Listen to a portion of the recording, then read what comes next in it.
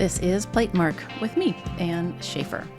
This is Series 2, A History of Western Prints, and today we've got part 1 of a two-parter on William Hogarth, the first British artist we've talked about, and the father of Western sequential art. We're talking about several series of prints in this episode. We delve into the underbelly of morality in London in the 18th century during the Enlightenment. Our leader on this journey is Tru Ludwig, as always on our History of Prints episodes. So buckle up, it's going to be great. As usual, there's tons of images. You can find them over in the show notes at platemarkpodcast.com.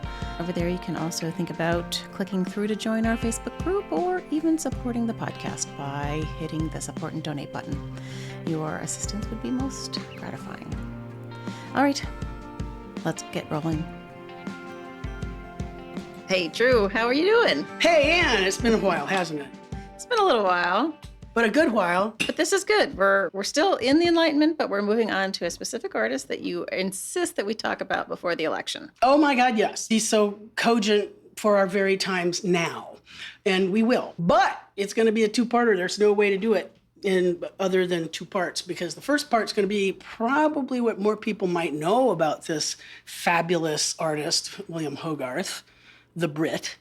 The first Brit we are ever really going to be talking about on Hop. Yes. But also because there's a whole another chunk of his work because it's so on point, laser focus. And the more things change, the more they stay the same. Holy moly, mother of goose. It is so true. What position are you in these days, Anne? I'm sitting right here. My position is I'm sitting next to you. Okay. Well, you're across from me, and she's going to tell me to not rap on things and not rattle papers, and I'm going to do my best to not do that. That's right. We'll see how it goes. Put the binder clip aside. I'm putting the click. Look it. I'm not even sitting on my hands yet, but it will happen. All right. You want to go first? Sure. My name is Tru Ludwig. I am a trans man, gay, white, happy to be here kind of a person with a really great friend named Anne Schaefer who has stuck with me through thick or thin. It's true, since pre-transition. Cha. Since 2005, which is when we met. It's true. Which is when I actually started finding out about some of the stuff that I have to share with you today. And cool. I'm so wildly giddy about it, I can't even stand it. Oh, all right. Well, what's your position, Hotshot? We should get to it. I'm a cishet white woman, and I use the pronouns she, her. And if Anne starts to flag with energy today, you can blame it on the COVID shot. It's true. I had a COVID shot yesterday, everybody, and I'm flagging. Yeah, and this is always the hard part, because I always have to kind of I tend to speed up. It's like, come on, Anne, we can do it. Gotta fluff me up. Well, so we're continuing with our little waltz through the Enlightenment. And I have this little gallery of folks that we've sort of talked about, not sort of, some of them we have actually talked about, but just to put folks in the minds of the Enlightenment, the Age of Reason.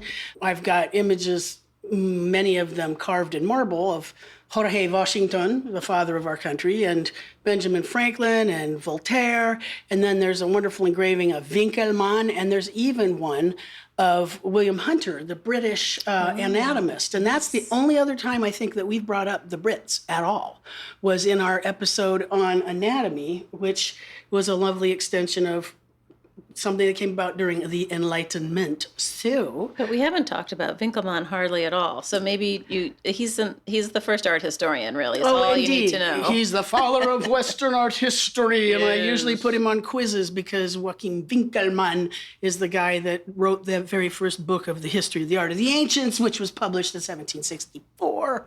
And he did all of this research figuring out the rise and fall of civilizations, the glory that was Greece and the grandeur that was Rome, and started to really put the evolution of sculpture into a kind of a chronology. And it's the first. The only other time we've had real, air quotes, art history would have been with Vasari's Lives of the Eminent Artists and Painters and Architects, which was from about 1550.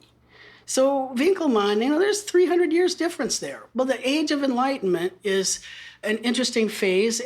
But Winkelmann, just a little side note for all you art history people out there, when I went through school, and you probably too, Winkelmann, as the first art historian, basically codifies how art history goes, and that was the reason why we all had to take pardon my French, effing German.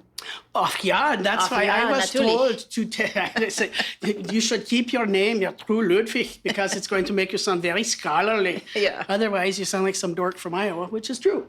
Yeah, that's why we all had to take German. But Winckelmann is also the one that essentially established the fact that it was all about the Greco-Roman past, and which would make us all think that, oh, it's all about all these beautiful white sculptures of white people, which is, of course, now all erroneous, because we now know that many of those sculptures were polychromed.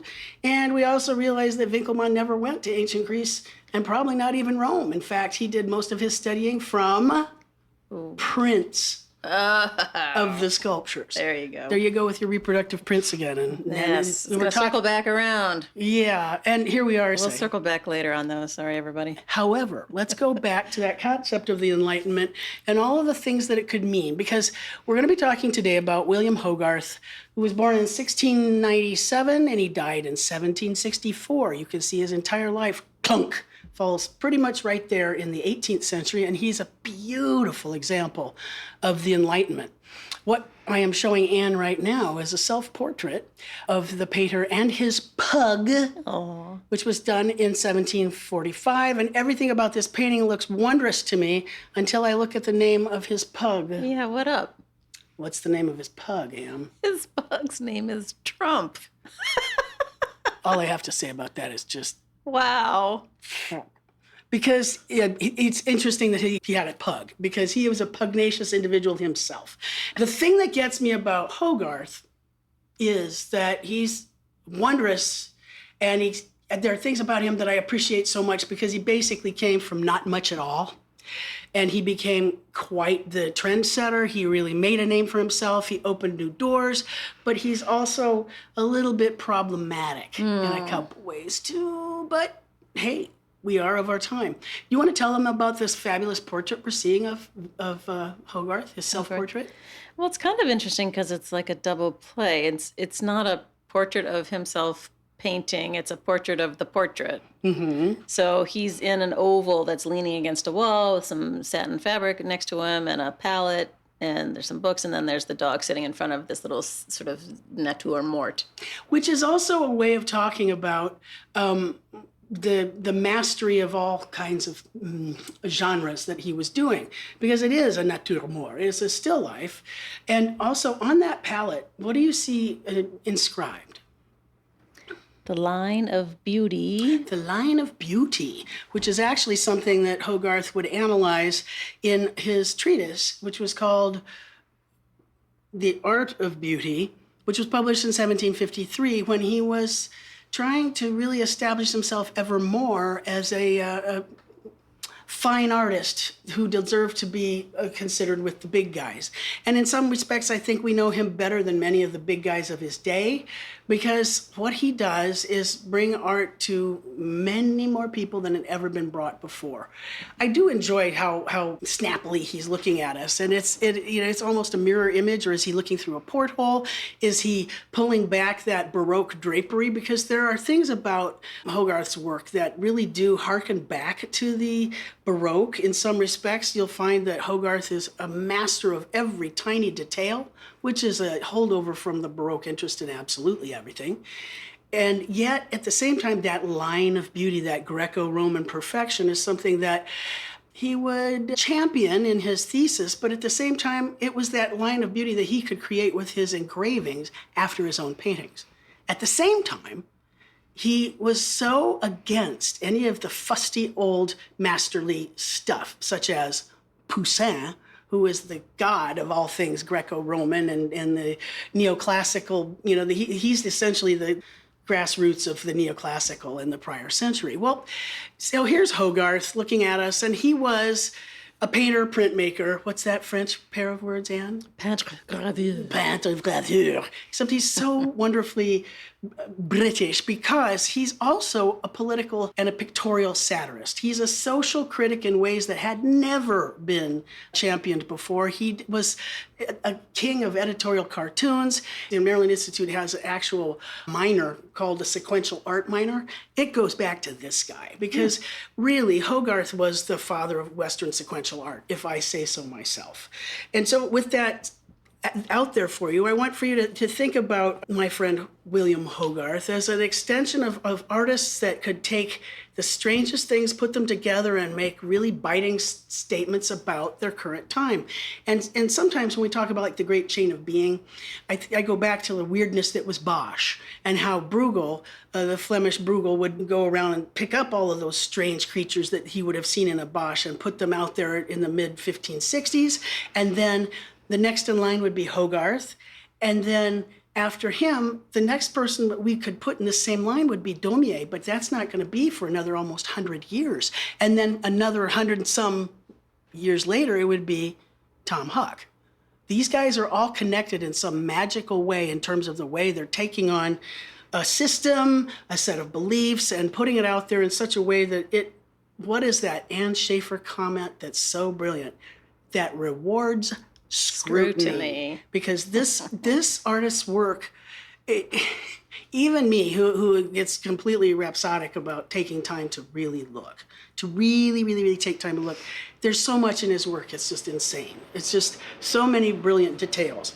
Well, let me just give you a lovely quote from one of my favorite books, and this goes back to the very beginning of me teaching history of prints, because I found out about this pair of books I'm going to refer to this afternoon from Peggy Parker, who was a colleague of mine at Washington Printmakers Gallery back when I was in a panic and having to figure out how to teach history of prints for the very first time in 2005, and I had 2 weeks to get the whole course together. Oh, right. It was terrifying. But what she did is she turned me on to two different books. One of them is by Ralph Scheix, and it's called The Indignant Eye. The artist is social critic in prints and drawings from the 15th century to Picasso. It was written in 1969, and I think that's also part of its charm, because if you think about what was broiling up in 1969, that was an era of what? Civil rights. Civil rights and all kinds of protests and people, going against the war and rising up against the system. I love this passage so much I needed to read it to you. A self-made man, Hogarth was beset with human contradictions. He was a pugnacious battler against unhealthy social conditions, but was sycophantic to the rich, anxious for commissions from the nobility and the wealthy. Indifferent to the graceful line, he was the author of The Aesthetics of Beauty. He was witty, but moralistic, and his engravings were often didactic sermons, yet brimming with teeming life. His profound sense of tragedy was matched by his feeling for comedy. He frowned upon low life and debauchery, but he portrayed them with zest. He fought with verve and satire against cruelty and stupidity, yet he mirrored the Englishman's prejudices against foreigners, Catholics, and Jews. Hogarth was the epitome of middle-class morality. ... Now that doesn't sound too much unlike right now. Uh-huh. Yeah. So just keep this fellow in mind as we look at him and as he's bringing forth what he sees as his role as an artist, and the fact that he has his contribution to make to this era that is unfolding with the idea that people should question everything, and that there is an optimism that even he himself could come from his humble roots and turn himself into a man of society and rise through the artistic ranks, that he could help be a person who could help perfect men and women by making them aware of their behaviors and how they could improve them. A strong believer in education. His father, in fact, was a Latin schoolmaster. Oh. Yeah, his dad was a school teacher, and that he knew that he could improve society and reform institutions. In fact, he himself did several things that changed law in the course of the 18th century. And he definitely, I wouldn't say pandered, but he was definitely aware of the fact that there was this growing middle class and that they had a whole set of tastes and desires and wants that he could cater to. So, there's a lot about him that is just too amazing.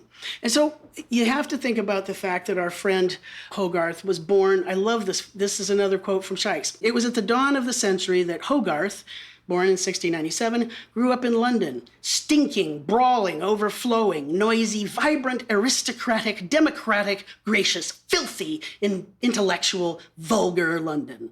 Hogarth's engravings and etchings bring 18th century London spiritedly to life. The crowded streets, the boisterous taverns, the riotous boxing matches and the theaters, the bleak prisons and the aristocratic drawing rooms, the jaded rich and the precarious poor. That's some pretty marvelously florid writing. Isn't that stunning? That's a turn of phrase. I mean, why would I even try to compete with that? I just, come on, when I'm learning about artists, the history of Prince for the first time, like, yeah, that's my kind of book, yeah. So, if we think about how England is coming out of the 17th century, and it's a time of incredible upheaval, and that Charles I has been beheaded, and Oliver Cromwell has decided that all church art should be destroyed because religious art was forbidden in puritanical churches. If you think about the fact that Parliament was growing and seizing its own power, that's an astonishing thing just with that on its own. When we start thinking about in the 1600s that literature in England, we had incredible creativity. Who's one of the big hotshots in England's literary canon that you can think of? Let's just start right about 1600. 1600? Like a guy named Bill. Bill Him. Bill Him. I was on to Dickens already. Oh, Jesus, no, he's 19. Exactly. Yeah, you've got Shakespeare, you've got John Milton, you've got John Donne. You have this incredibly rich background of literature that is rising up. And, we don't see much about England in terms of art. But we do know that in England there had been a number of great architectural contributions in the 1600s. You had, for instance, Inigo Jones and the Banqueting House in Whitehall in London. That was going up about 1620. You also have, what's that little structure? I think we actually went there together. We did? The one on the right? Well, we were certainly adjacent to it. What's this one? Is that St. Paul's? Yeah, of course it is. Well, it looks so funny when the dome is not covered up. Or the thing that they're focusing on with the angle. I mean, it looks kind of wee between the two towers from the facade. Yeah. That's funny. Isn't it strange? Yeah. Yeah. Now I have to go. Whitehall is that a... It's a banqueting house. Banqueting house? Well, that's a new idea. And if I remember correctly, there had even been some Rubens frescoes. Oh, wow. Paintings done after Rubens. He had done the cartoons for those. Oh, wow. At any rate, the place that we've been to, the one on the right. Yeah, that church with the dome. The big thing. St. Paul's Cathedral, right. Which was designed by Christopher who? Wren. Indeed. Yeah. Christopher Wren. And that had gone up in London between about 1675 and 1712. Why did that need to go up? Do you happen to remember why they needed to have a new big cathedral there? I assume it has to do with the fire. Yeah, that big old fire thing that had raged through in 1666. Because there was a great... Oh, I had it earlier in my brain. Funny. But see, that's just the idea of London kind of resurrecting itself from the ashes. Right. And the fact that you have to, build 50 new churches, and you have to look back to maybe antiquity, and you'll have to look back to Andrea Palladio, and you have to think about the pioneering mathematical genius that was him, and you look at some of the Baroque classicism, and you start thinking, okay, England is really figuring some stuff out architecturally, but their visual arts... We don't really hear squat about them painting. At all, really. And so, again, they're artists. They don't get to do much for churches because they're Anglican. And, the taste for myths and those kinds of subjects had never quite fully caught on in England. Not the same as they had for, Poussin and all the boys down in Rome and the French loving all of that stuff. But the English... everything that we know about, and this is one of the reasons it was so easy to skip over the English, when I was teaching art history in the 18th century, was because largely it was all what? Portraiture, grand manner portraiture. But I'm also thinking about like the Holbeins and stuff. They were importing people from... all imported. They were all imported because that was how they could elevate themselves by having European continental... Correct. So you bring in Holbein, they bring in Rubens, they bring in a star student, Anthony van Dyck. Those guys aren't English, but they do help ignite an English taste. But that's not theirs, So it had been imported, just as Anna said. And so I think it would be safe to say that England had a bit of an inferiority complex when it came to the visual arts. And now, for the first time in the 18th century, it starts to produce its own native British artists. And that would be Hogarth, and then two serious portraitists, Blue Boy and Pinky. Gainsborough. Yeah. And then Sir Joshua. And Reynolds. And Rayburn. There's a little handful of them. But think about this. England didn't even get around to establishing its own Royal Academy of Art and Painting and Art until 1768. That's amazing. That's way later than so many other things. So that's essentially 4 years after Hogarth has died. So here's a guy who's growing up in this marvelous melting pot of brawling and stinking and all kinds of things. And it's fun to think about this son of a schoolmaster who is going to invent a kind of painting and imagery that hadn't really existed before, certainly not in England. And in a way, he's going to set a trend. Now, Chardin was doing some moral genre kinds of paintings in France, things like saying grace before meals. Or you'd have Jean-Baptiste Greuze, who's a French painter, the village bride, and how happy everybody is about these lovely little bumpkins that are getting married because they love each other. But that postdates Hogarth as well. What Hogarth comes up with is his concept of moral genre, and that in itself becomes one of the biggest engines of art. In fact, you could put Hogarth ahead of somebody like Angelica Kauffmann, who would be doing things like Cornelia pointing to her children as her treasures. But that wasn't until in France or in England until 1780. So Hogarth is really at the very beginning of this. And as I pointed out before, he's like 100 years earlier than Daumier, and he's coming from very little. And moral genre is just as much of a new category for the Brits as caricature was when Daumier invented it, in the 1830s. So here we have another self-portrait of him at a younger age, but look at him. What is he doing to make himself look important? Well, he's wearing a wig. Absolutely. And in fact, I think he is in the other one too. It's just under his under his turban. Cap. Yeah. Now, again, we have the schoolmaster father. His dad's name was Richard Hogarth, and he was a Latin teacher. And then his dad had decided to open a coffee house. I know, let's start a coffee house where everybody speaks Latin. Oh, my heavens. How do you suppose that went? Not too well. Wow. Matter of fact, it failed. To the point that his dad was put into debtor's prison in 1707. And so he was confined to Fleet debtor's prison for 5 years. His dad, Hogarth's dad, went into debtor's prison when Hogarth was 10. Wow. And he doesn't emerge until Hogarth is 15. Right. So I think in many respects, Hogarth is going to do everything he can to kind of defy his humble upbringing, the fact that his dad had been in prison. And, he does an amazing job, if you will, of rising in English society. So by 16, we see him apprenticed to a silver plate engraver, and he does things like he learns how to engrave book plates for print sellers, and how to do coats of arms. Well, average Joe Blow off the street doesn't need to have coats of arms engraved, do they? It's interesting what William learns how to engrave. He learns how to do that first. The other thing that I think is exciting is that he loved looking at the street life around him and the fairs and the different kinds of activities that were there. And he sketched. And he sketched. And it's wonderful to think about this young man being so excited about these things. And so I want to give you another passage from another tasty, tasty book. And this one is called The Bite of the Print. Oh, what a fun title. And it's called Satire and Irony in Woodcut, Engravings, Etchings, and Lithos. And it's by Frank and Dorothy Getline. It was published in 1963. Again, this is this zesty kind of writing like Hyatt Mayer and that yummy kind of sort of Robert Hughes writes with that same kind of whacking figure, and I just enjoy it enormously because it's history, but it's tasty. It says, London was growing towards its world leadership. Swarming, brawling, boisterous, vulgar, the London crowd made the city's streets a risk by day and a peril by night. Isn't that fun? Where there were crowds, there were thieves, and the crowds were everywhere. Where there was darkness, there was a band of brigands and cutthroats. Where there was a window, there was a brimming pot to be emptied out of it. In Hogarth's London, the buildings were often as flimsy and jerry-built as the carnival structures of any fair, barely able to contain the press of sweating, striving humanity. They go on to say, the artist took his earliest training as a metal engraver, but set himself up as a painter and printmaker at an early age. His hates were many.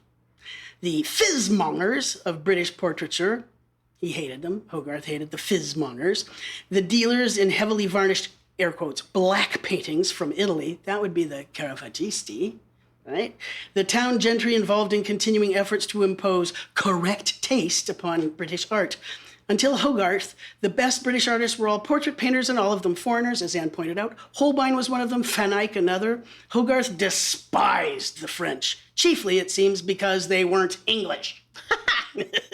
To some extent, he shared his countrymen's fears of the Jews and the Catholics, those inefficient conspirators who, even today, haven't much furthered their dark designs of conquest. Whoops, that is a book written in 1963. Ooh, ouch. Well, if you think about that kind of a statement, that's the kind of a statement you can expect from William Hogarth, too.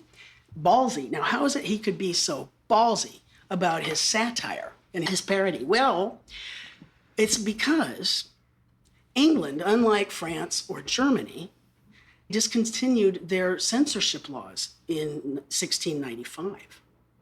They did not have censorship laws. You couldn't have said anything like what Hogarth will be about to say in France or Germany. You certainly wouldn't, you would risk death if you'd said anything like that in Spain, which was the single most repressive area on the face of the planet.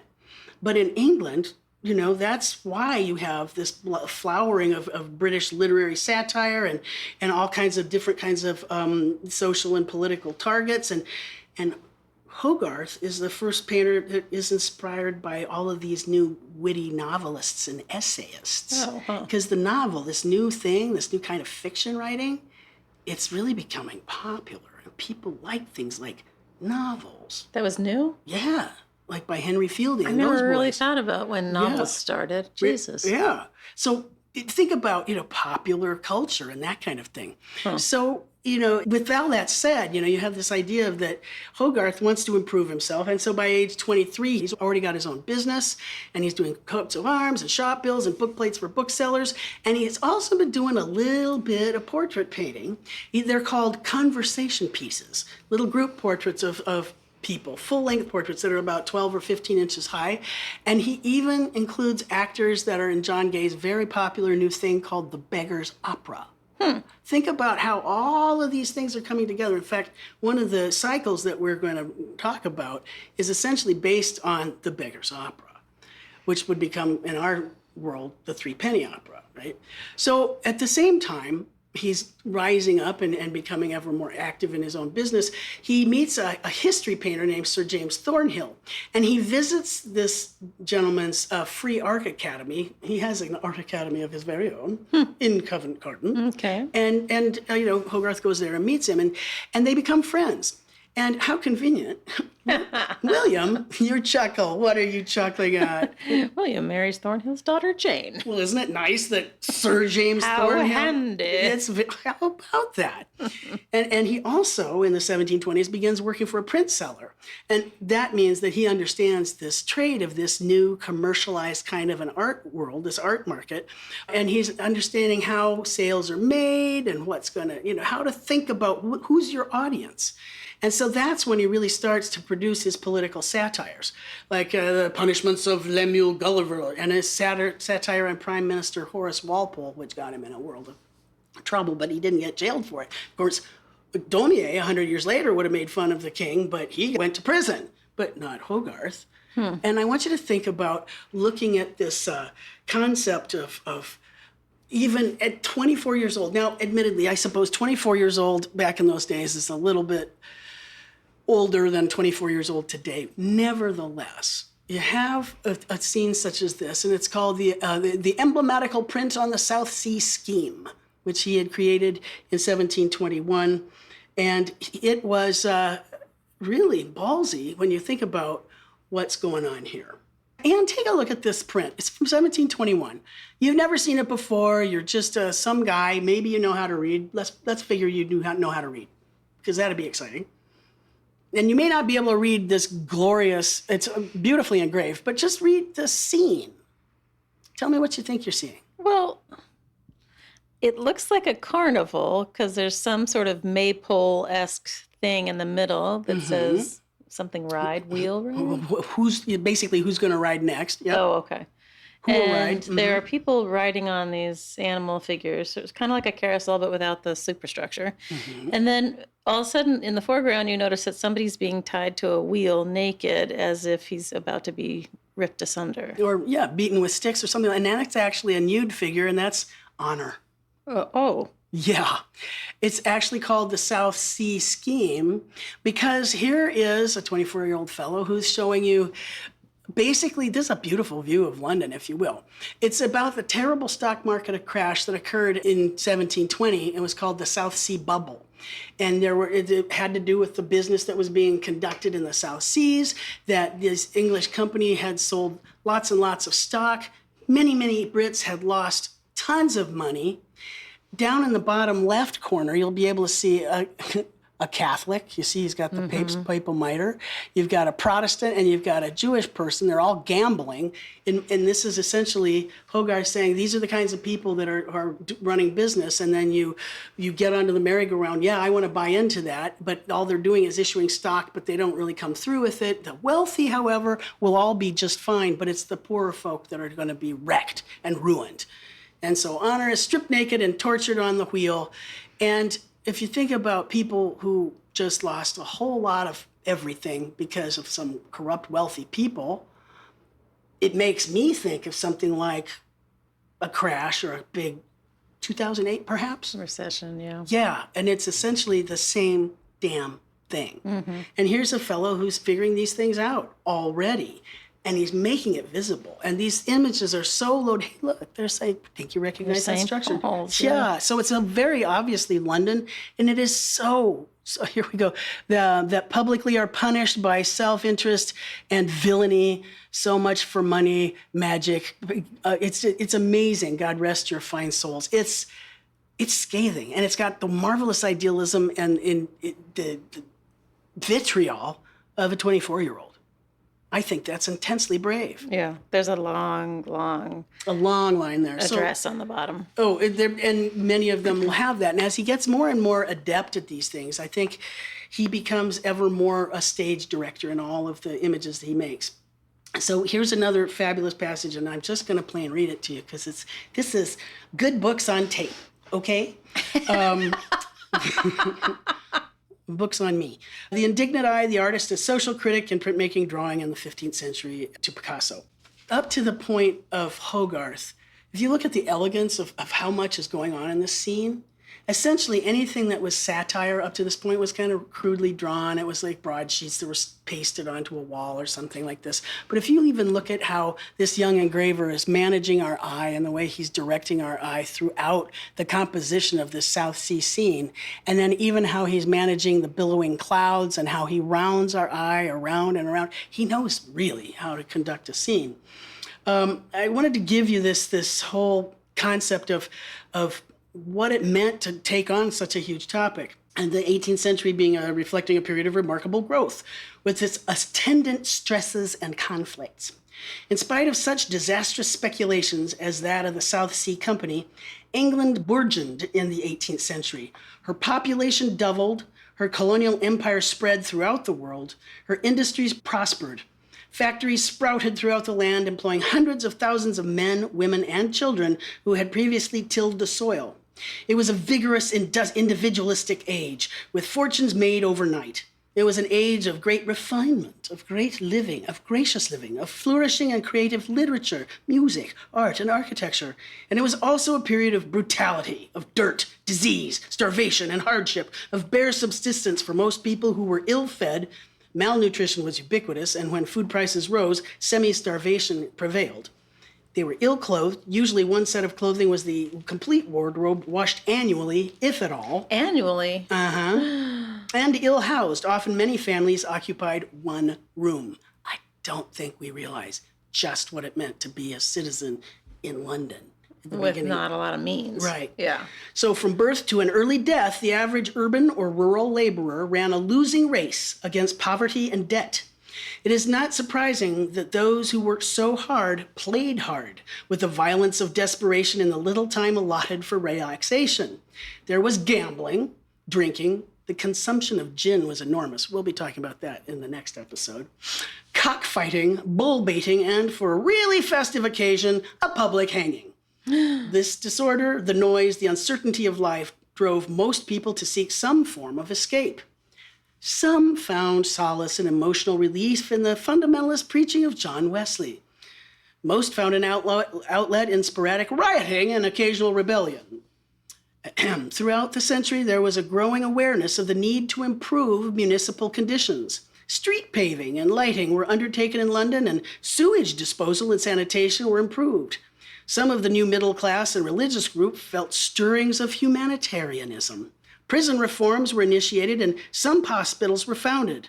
At the beginning of the century, only one London child out of 4 survived. What? By the end of the century, the population of England had doubled. This is the 18th century. This is the Enlightenment. Right. Those are the kinds of changes that, well, I just say, improve them, blah, blah, blah. Think about that. Wow. You know, it was so perilous. All this feverish growth, change, and exuberant vitality were reflected in the popular prints of the time. The 18th century was a golden age of English satirical printmaking. The British Museum Catalogue of Political and Personal Satires has 8,082 entries for the period from 1720 to 1800, let alone the thousands that have disappeared. Right, of course. 8,000. Yeah. Now imagine, you couldn't do that in any other country on the continent. So that's the kind of milieu that we find Hogarth in. And so I wanted to put that before you so that when you think about Hogarth, as he begins a series of paintings that he's decided he's going to create, and that's going to tell us a moral story, and the one we're going to discuss is The Harlot's Progress, which he completed in 1732, which was followed by The Rake's Progress, which was published in 1735. Now, these prints are unlike anything that had happened up to this point. I said something about sequential art, and I want you to think about how the thing that he developed here gave him incredible recognition. And it was all based on a set of 6 paintings that Hogarth had created and then engraved, because he had the ability now as a, air quotes, history painter. It is contemporary history, but it is indeed history. And he had made the paintings and then engraved them all into this series, which was published in 1732. And it was an instant success. So these engravings were for sale to the middle class, the upper middle class, even some of the poorer classes could see them on display so that they would have a sense of what's going on in this particular event. Now, just seeing them in sequence, imagine these each as, at least the size of a good laptop. They're big. They're bigger than a yes, for sure. At least. I mean, they're... Well, just the image itself is going to be, okay. Yeah, like 11 by 15 at least. And they vary a little bit. And this whole cycle was partially inspired by Richard Steele's 1711 essay called Consideration of Poor and Public Whores. Sorry. Got your attention, didn't I? Jesus. Hey, it's a new topic, isn't it? Well, yes, it is. Not that there hadn't always been... The oldest profession in the world? Sex workers, right. Of course. So I want to walk you through it a little bit. I'm going to make Anne take a look like she's some little kid looking at this cool picture. Okay. And here's plate 1.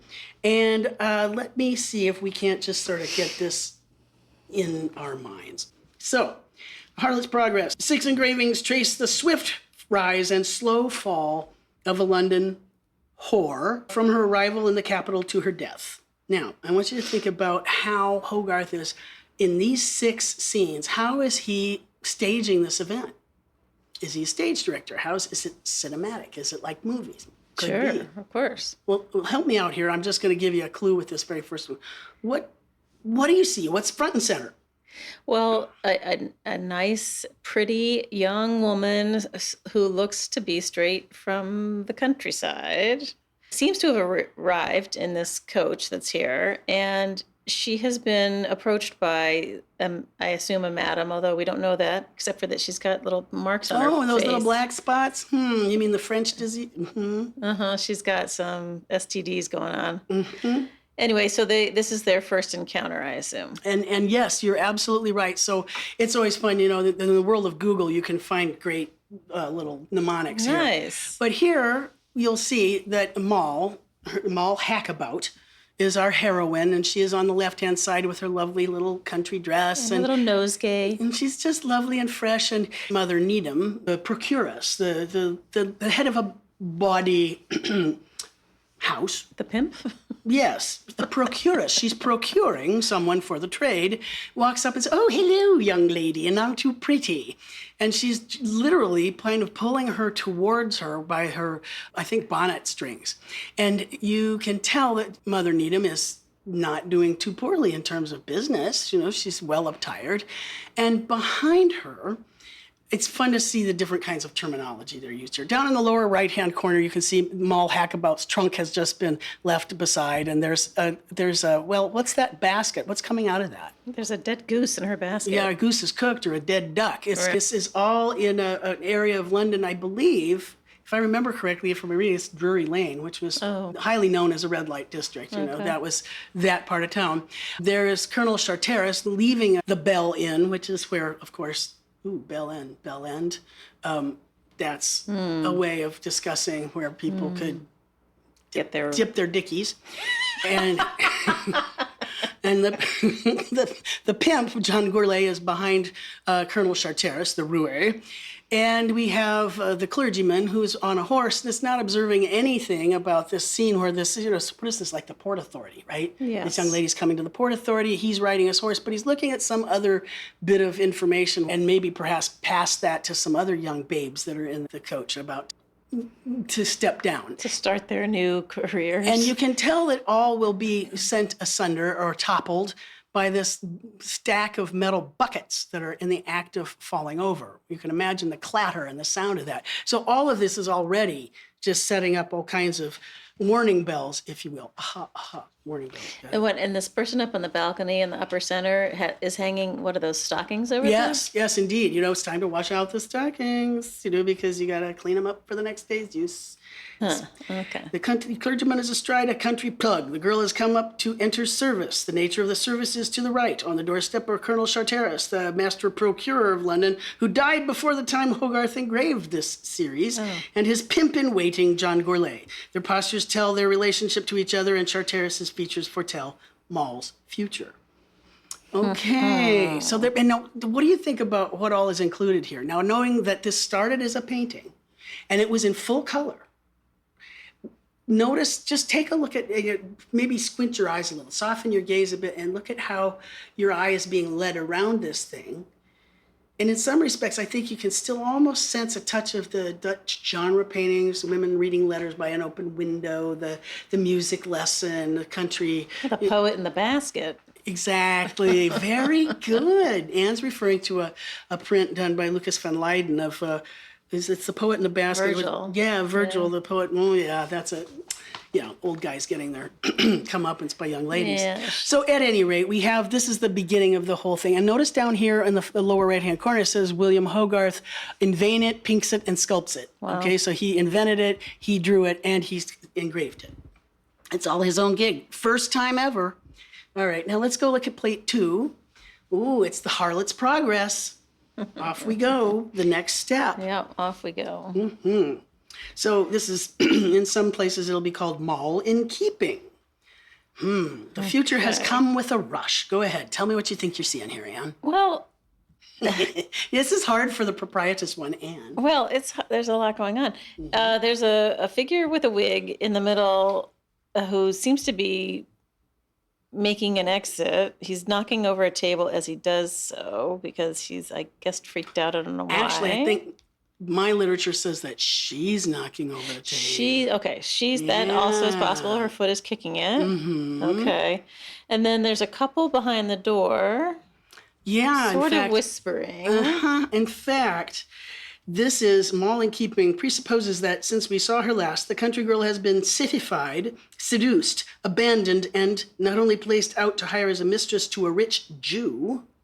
That's, again, social profiling. Oh, boy. Yeah. Sorry, but this is the way they were. Imagine, build a wall, why don't you? Right. Okay. The conspiracy is on again, and even endowed with a clandestine lover of her own. That's the lover who's sneaking out with the maid out the door. Gotcha. So to get her Mr. not to be able to see that she's been entertaining someone, she's kicked over the table to, and it's distracting. right. And so look at even little teacup pot is spilling onto the floor. Right. Things are is scaring the little monkey. Everybody needs a pet monkey. Yeah, what up? And little masks of falsehood. And some of these emblems, are ancient and aged. And you'll also notice in the back biblical paintings, or rather some kind of paintings on the wall that almost invariably echo the kinds of information that is being shown in the room. And look at the little manservant who's coming in from the right. What do you see, Anne? I see somebody who has dark skin and a turban.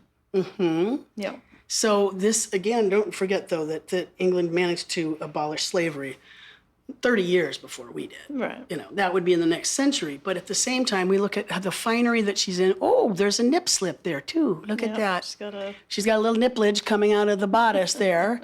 And she's also, getting her keeper's attention. And there's a little black spot on her forehead now. Finally has her first beauty mark. Yes. But so the idea here is also how... Wait, we haven't said to people that the custom was to cover up the mark of the sexually transmitted disease, which in this case is what? I forget. Well, it could be anything. It could be syphilis. It could be venereal disease. Venereal disease. Okay. Or the French disease is what they called it. Right, and they would cover it up with a little black beauty mark, like freckle thing, to kind of like a Cindy Crawford thing, but Cindy's was for real. And, right. And so you just put these beauty marks. It's like covering your pimples now, right? Right, except that this was a bad, and there was no penicillin. So yes. But the thing that's also interesting is that the way that Hogarth designed these, they are meant to be read from left to right. And so you can see that the young man is being escorted out, her prior lover, while her keeper is coming in. And the whole thing has this marvelous kind of stop action filmic. There are episodes involved in it. And it's actually a really compelling composition as well. If you think about how many things are going on in there. I better speed it up here since there's so many more to talk about. Well, now, she's not being kept by the older man anymore. She is now what they say in the retail end of the trade. Oh. She's not in... she's now somebody's mistress. Think about this as looking kind of Rococo as well, because it's 1735. Plate two, yeah. All of these lovely curlicues, beautiful, wallpaper, all of these things, the paintings in the back, tons and tons and tons and tons and tons and tons of detail. And the thing is, there's nothing in here by accident. None of it's filler. There's something that means something in absolutely everything about these. And you can understand that this would be the most amazing kind of TV for the people that bought it. All right. So now we're to the next stage. Plate 3. Plate 3. She is now, Getline says, in the retail end of the trade. And the moment is breakfast. What do you see there, Miss Anne? Breakfast. She's being served breakfast. She is. She has a lady in waiting who's helping her, presumably not the madam of the house, but some serving wench, whatever. And she is sort of déshabillée. She's got a nip showing, and she's sitting on the side of her bed. And what's that mean, Miss Anne? What you did? What was her décolletage is... Yes, the upper part of her gown. What's our French word? Déshabillée. Déshabillée. Thank you. Undressing. So she's in the process of she's not real worried about pulling it all together, is she? She's also holding a watch, which she probably pilfered from her prior customer. And there you see a cat that's looking under the bed, but the cat's got its back end up as though it's prepared to be mounted. Serviced, might yes, be indeed. In heat. And you have, go ahead. What do you see? Well, on the wall above the headboard is a switch and a witch's hat. So let's see. Which has always confused me. Well, there's actually a whole reason behind all of that. And I'm sure. And I can't remember. Oh, and then there's the wig shop up there at the top for the wig of someone who may be visiting. But what's coming on the door now? We've read it from the left to the right. Right. There's 3 gentlemen entering the room. And they're very well dressed, are they not? They are. They have wigs, and they seem to be carrying staffs as though they're... I don't know what's going on with that. Well, okay. You kind of have to be there. Well, let's say the wage of sin is further sin. Turned out by her protector, Moll in Plate 3 has entered the retail end of the trade. The moment is breakfast, which she is served by her maid. Sitting in bed, Moll displays part of the fruit of last night's toil, a watch filched from a pocket unattended in the heat of love. The butter for Moll's breakfast came wrapped in a pastoral letter, an exhortation to virtue by the Bishop of London. At the door, again, the future comes. The morals police of the city have found Moll, and in Plate 4, ding, she is beating hemp in Bridewell Prison. The hard life of the prisoners is well documented with whipping post and pillory, and the reforming effects of the reformatory are seen in the look of the woman adjusting her stocking, and in the prisoner who, under the nose of the warder, steals Moll's purse. Lovely woman, having stooped to folly, says Hogarth's contemporary Goldsmith, her only recourse is to die. Hogarth amends the thought. When lovely woman stoops to folly, eventually she contracts a venereal disease, the French disease, it was called in England, and that can be fatal. So here you see Moll. She's now got a couple more dots, right? Mm-hmm. And she's literally beating hemp into rope, what'll become rope. And you can see that if you don't behave, that you'll be, rigged up. These ladies are definitely being treated more favorably because they're making sure they take care of their keepers. I see. The reformers. And better to work than stand thus. Yes, there's a guy in shackles up on the and pillories. And it's, again, if you think about Is that called a pillory? Yeah. Never mind, not shackles. Yeah, pillory, to have your face, your head and your arms through the wood block thing? The block thing, like when you go to the Renaissance Festival. Right. But this is the thing. These are actual punishments that are still meted out. All right, now, in Plate 5, it is better to die. So in Plate 5, what do you see here, Miss Anne? Well, if we're reading left to right, there is a maid sort of figure rummaging through Moll's trunk for things because she's on her last legs. And then there seems to be an old geezer.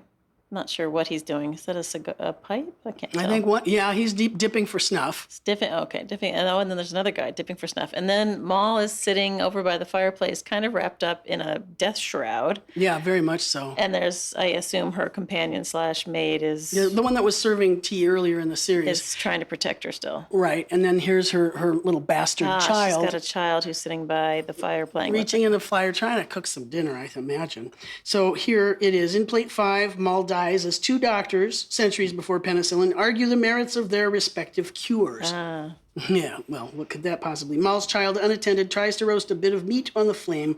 Moll's nurse rifles her wardrobe. The brief and inevitable Harlot's biography is over, but the progress isn't, and neither is Hogarth.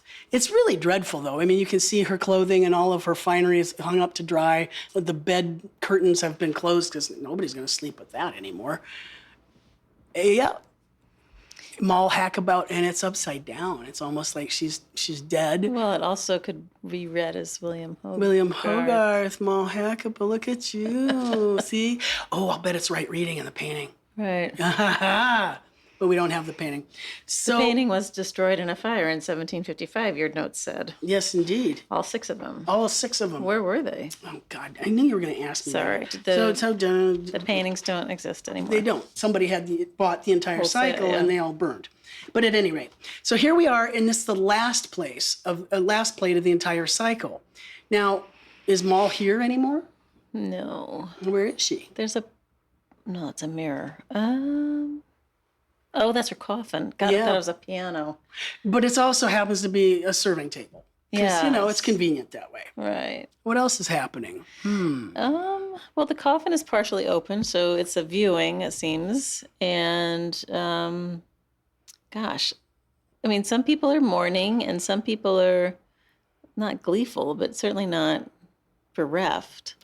Yeah, and then you look at the pastor, the preacher. Yeah. He's drinking gin, but he's so out of it that it's spilling out of the glass. Yeah. And his other hand seems to be hidden under his... No. Go ahead. What are you seeing there, Anne?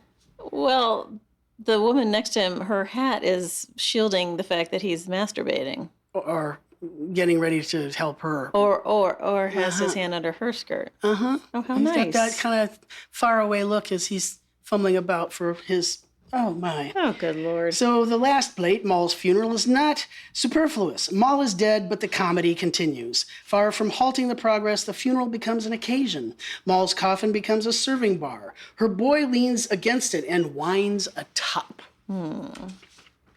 All over the humble room, Moll's trade goes on, and the very clergyman called to bless her journey sits with assumed piety. One hand unsteadily holds its chin, the other under cover of the round clerical hat, making a progress of its own among the skirts of his neighbor. And this is the part that I just, this whole cycle. I mean, remember, this had never existed before. You can sort of see some Jan Steen in there, some of this Dutch and Flemish kinds of body scenes from before, but they're never telling an entire story such as this. And so this is the quality, tough-mindedness, that distinguishes all of Hogarth's best prints. Crime may not pay, but criminals do not, for that reason, repent. It is not the immorality, but the folly of the progress that fascinates the artist and hardens his vision. The young artist made a pot of money. Now, this is so interesting. The young artist Hogarth made a pot of money on Moll's adventures, but he realized at once that he should have made more. Moll became the heroine of poems and plays and china figurines. She also became the heroine of at least 8 rapidly produced series of engravings called the Harlot's Progress. Historians of the arts can calmly regard all of this hurry-up production in London of 1732 as yet another link between prints and movies, the beginning of the cycle theory of stories, but the artist has no such calm. Irritable by nature, Hogarth was outraged by Moll's progress in the hands of his competitors. He had plans for following up his triumphs himself, but he refused to feed any more of his ideas to the print pirates of London. The artist turned lobbyist. He was so pissed because there was no copyright law.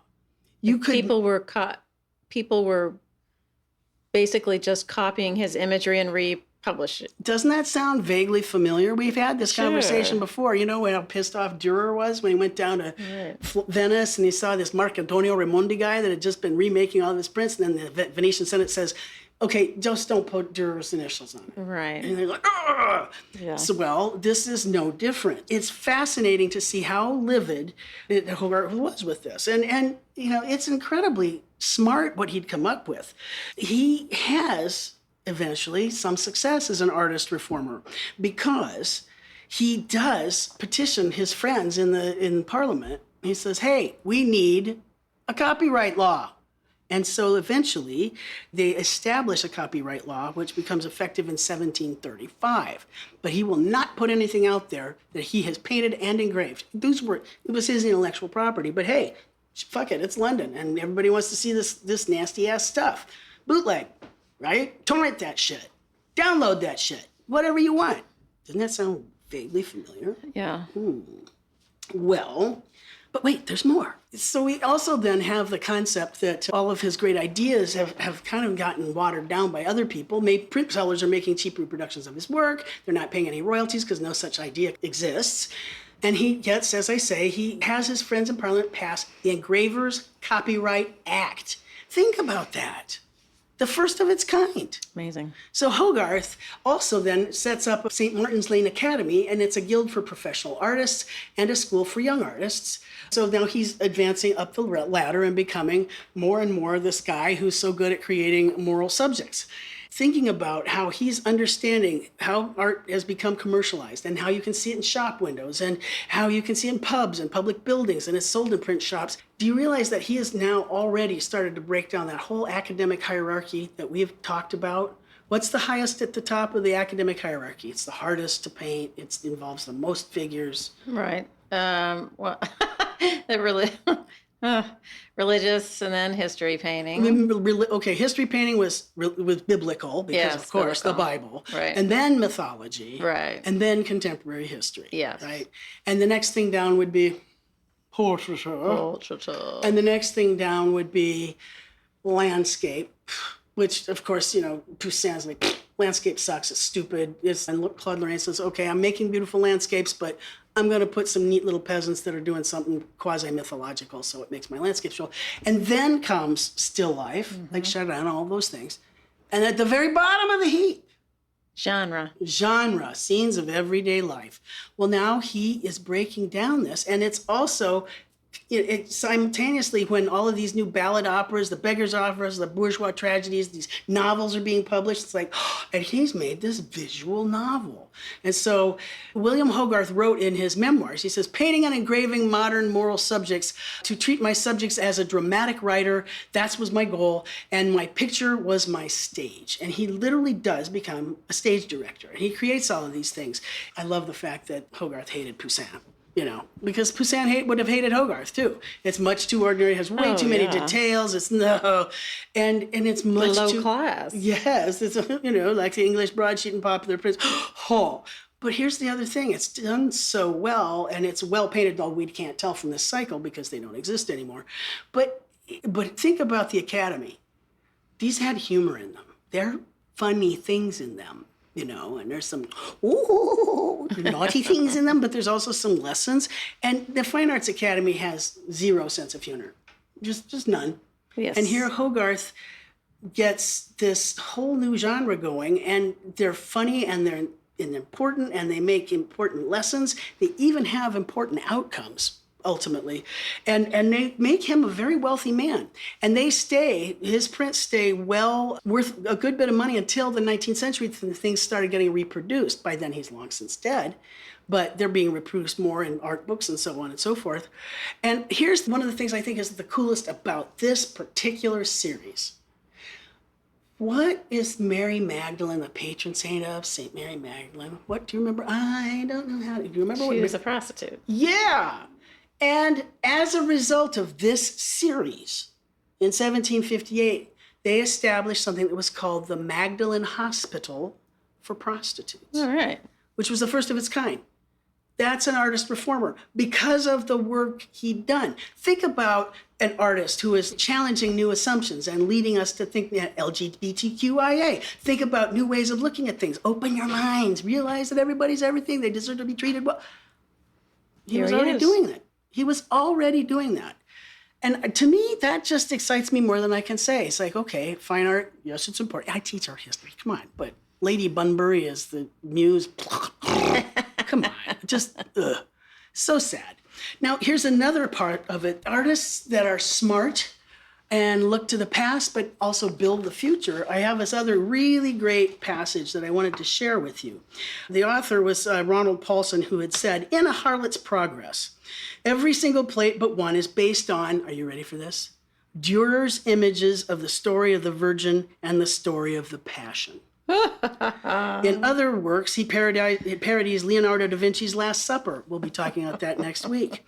According to Paulson, Hogarth is subverting the religious establishment and the orthodox belief in an immanent God who intervenes in the lives of people and produces miracles. Indeed, Hogarth was a deist, a believer in a God who creates the universe but takes no direct hand in the lives of his creations. Thus, as a comic history painter, he often poked fun at the old-fashioned, beaten subjects of religious art in his paintings and prints. Hogarth also rejected Lord Shaftesbury's then-current ideal of the classical Greek male in favor of the living, breathing female.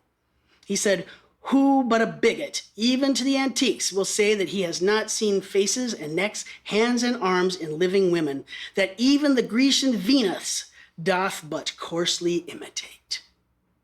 Look at the real world around you. Right. That's more important. I find that absolutely compelling. It's not even a mashup. It's just so freaking clever. So I wanted to share that with you, that there are these old master versions. So, well, I remember he had passed that copyright law, gotten that copyright law passed, right? Mm-hmm. So Hogarth, from about 1732, 1735, is working on another set of paintings, and he wants to kind of pick up on that victorious path that he had created with the Harlot's Progress. Just as soon as the Harlot's Progress had been published, Hogarth starts a next cycle, and it's called the Rake's Progress. And now he's even gotten smarter because he's decided what he's going to do is he's going to sell it on subscription. Oh. So that you can get as wide an audience as possible. You say, well, now there's going to be this set of not just 6, it's going to be 8. And whereas he had charged 1 penny per print for the Harlot's Progress, he is now of such a bigger stature that he would charge 2 pence per print.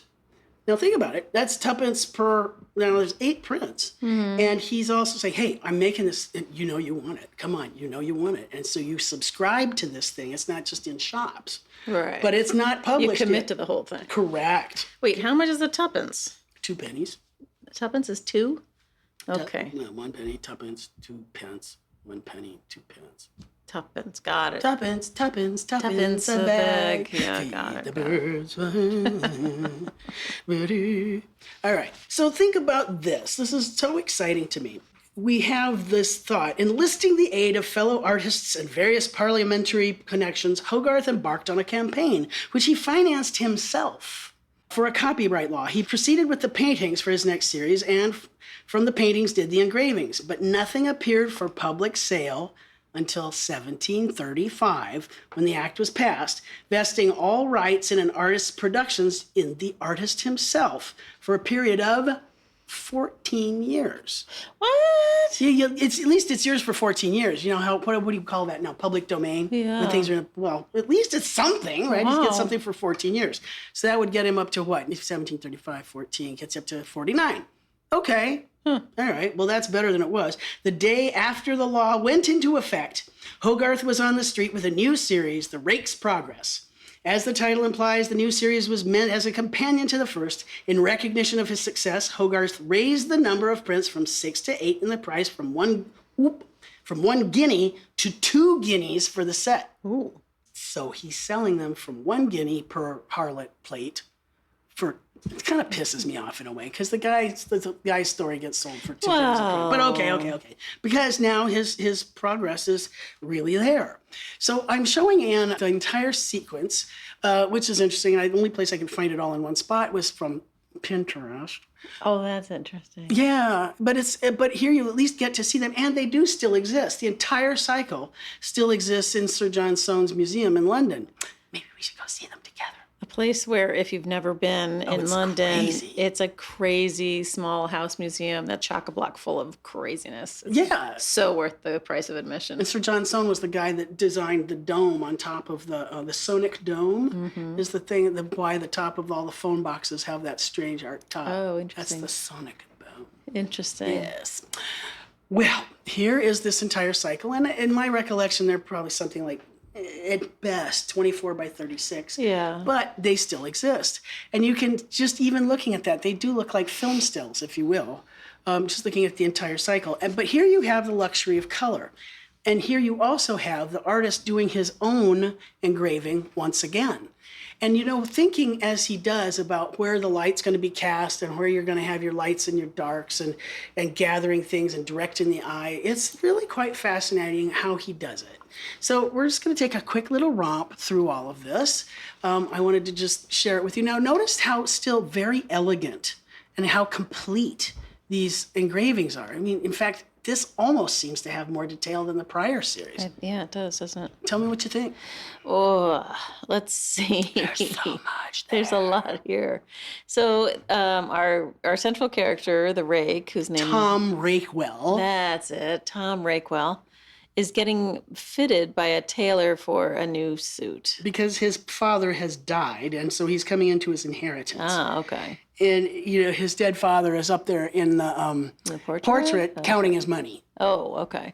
And by the way, that's a servant who's just chipping away at the molding at the top, and more money is spilling out. He's ferreted it away everywhere. What else are you seeing? And the guy behind him must be the lawyer that's dispersing the money Or stealing some for himself. and stealing some for Because himself. look at that lawyer face. That's like, that could be it's no Daumier. bueno. Yeah. No bueno is totally Daumier also. Right. And then there's a maid who's trying to light the fire or Something like that. And then something. you look in the closet behind, and there's all of those wigs. It's like showing that he's up and coming. Yeah. And there's a whole list of materials. Oh my God, it's all legible. In fact, the format you're seeing it in is about the right size right here. It's roughly 14 by maybe 16. yeah. It's a good size print. And then there's 2 female characters at the door, one of whom looks to be stealing things in her apron, and the younger of whom seems to be upset because maybe she's being thrown out and likes. Oh, what's that right there? Oh, is she preggers? She's a bun in the oven. I see. Yet she's a bit knocked up. By Right. whom? By Tom Rakewell? Yes, by Tom Okay. Rakewell. And that's her mother who's like, Right. and so she's got, all kinds of. She's taking her payment. Yeah. Well, she wants her payment, right? Okay. So as the get lines say, Tom Rakewell comes into his inheritance. His deceased father's spirit still lingers in the house and is against that miserly spirit that Tom's progress takes place.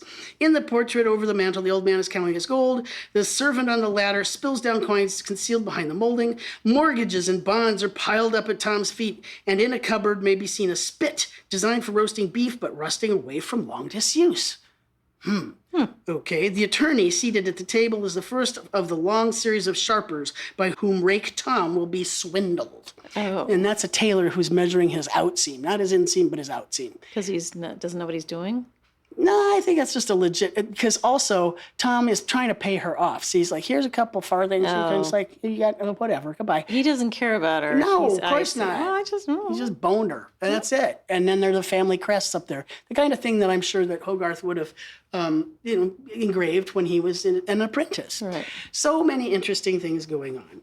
And so there's our poor ruined girl sustained by her mother.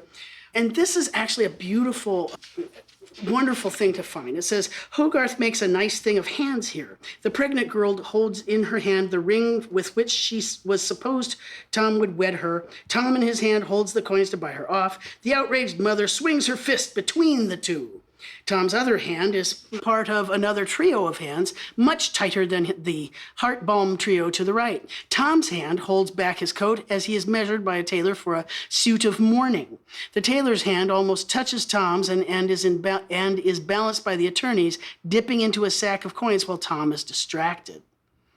But then you start realizing this is even more elaborately done. I mean, this is absolutely stage blocking.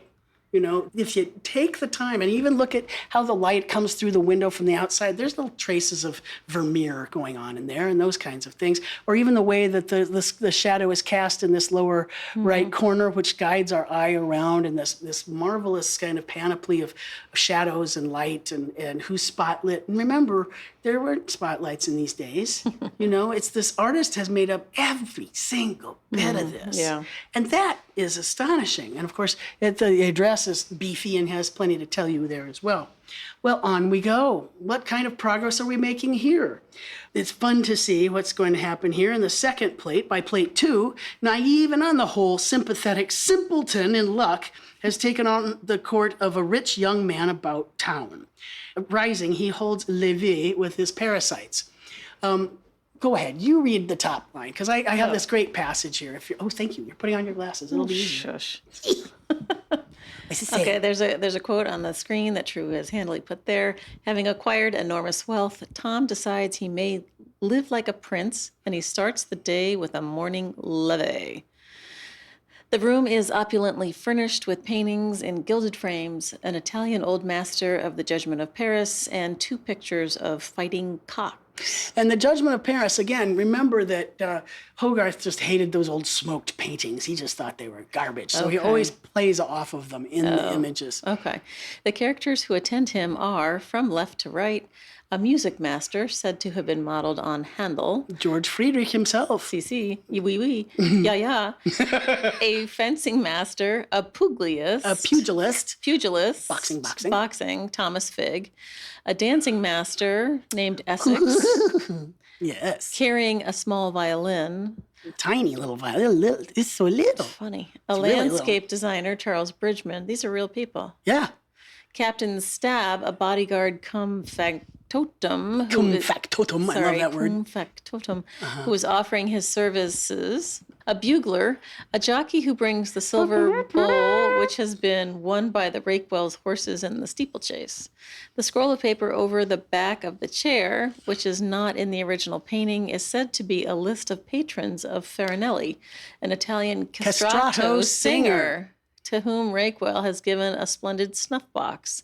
His name is therefore inscribed on the list of patrons for all to see. Kind of like Patreon. Weird. No, it's not. It's no different than Patreon, you know. And so how you get your name into a Hogarth, you know, that's kind of amazing. Yeah. And so all of these are recognized people, and the way that he's staging it, he's upping his game even more. George Friedrich Handel, give me a really? He's even there. So you have these various types of people. Everybody wants a little piece of our young up-and-coming fop. I love this. On rising, he holds a levee with his parasites, who together constitute I love this, a Hogarthian target, much more to the point than Tom's poor life. Those confidence men are out to fleece the rake of what they can. Hogarth is offering a conducted tour not so much along the road to ruin as through one district of Vanity Fair. Jockey, fencing master, musician vie for each other for the favor of the fop. Hogarth's old enemies, the dealers in black paintings, have already taken their percentage of Tom. Between the two portraits of fighting cocks hangs a judgment of Paris. Paris was the shepherd boy who had to decide on the beauty between Venus, Minerva, and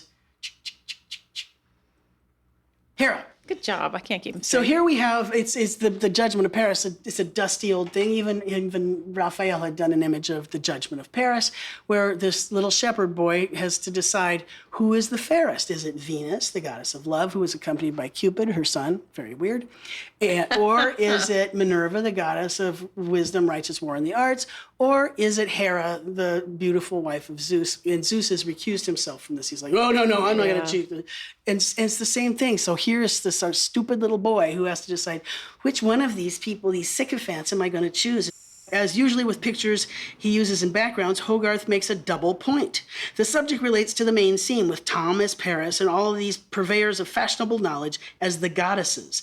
The painting itself types Tom as he types it. Hogarth never hits once if he can hit twice. I mean, it gets even more, it's amazing what he accomplishes here. What's going on in the background? Well, what do you think? Well, I don't know. There's a woman / possible servant person. Oh, there's something, and they're all looking out the window, and maybe. But these two they're holding up a tricorn hat, maybe? Yeah. Are they service ladies? Yeah, I don't know. Oh, so if we had the real prints, we'd be able to sit there and we'd have whole conversations about them. I don't know. Because we don't have laptops. We don't have cell phones. This is what we're buying for our homes. Right.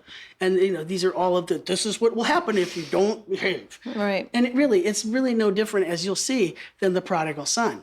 It just happens to be done in the manner of let's see, here's a fun scene. Okay. So this one sometimes is called the orgy, and other times it's called, 3.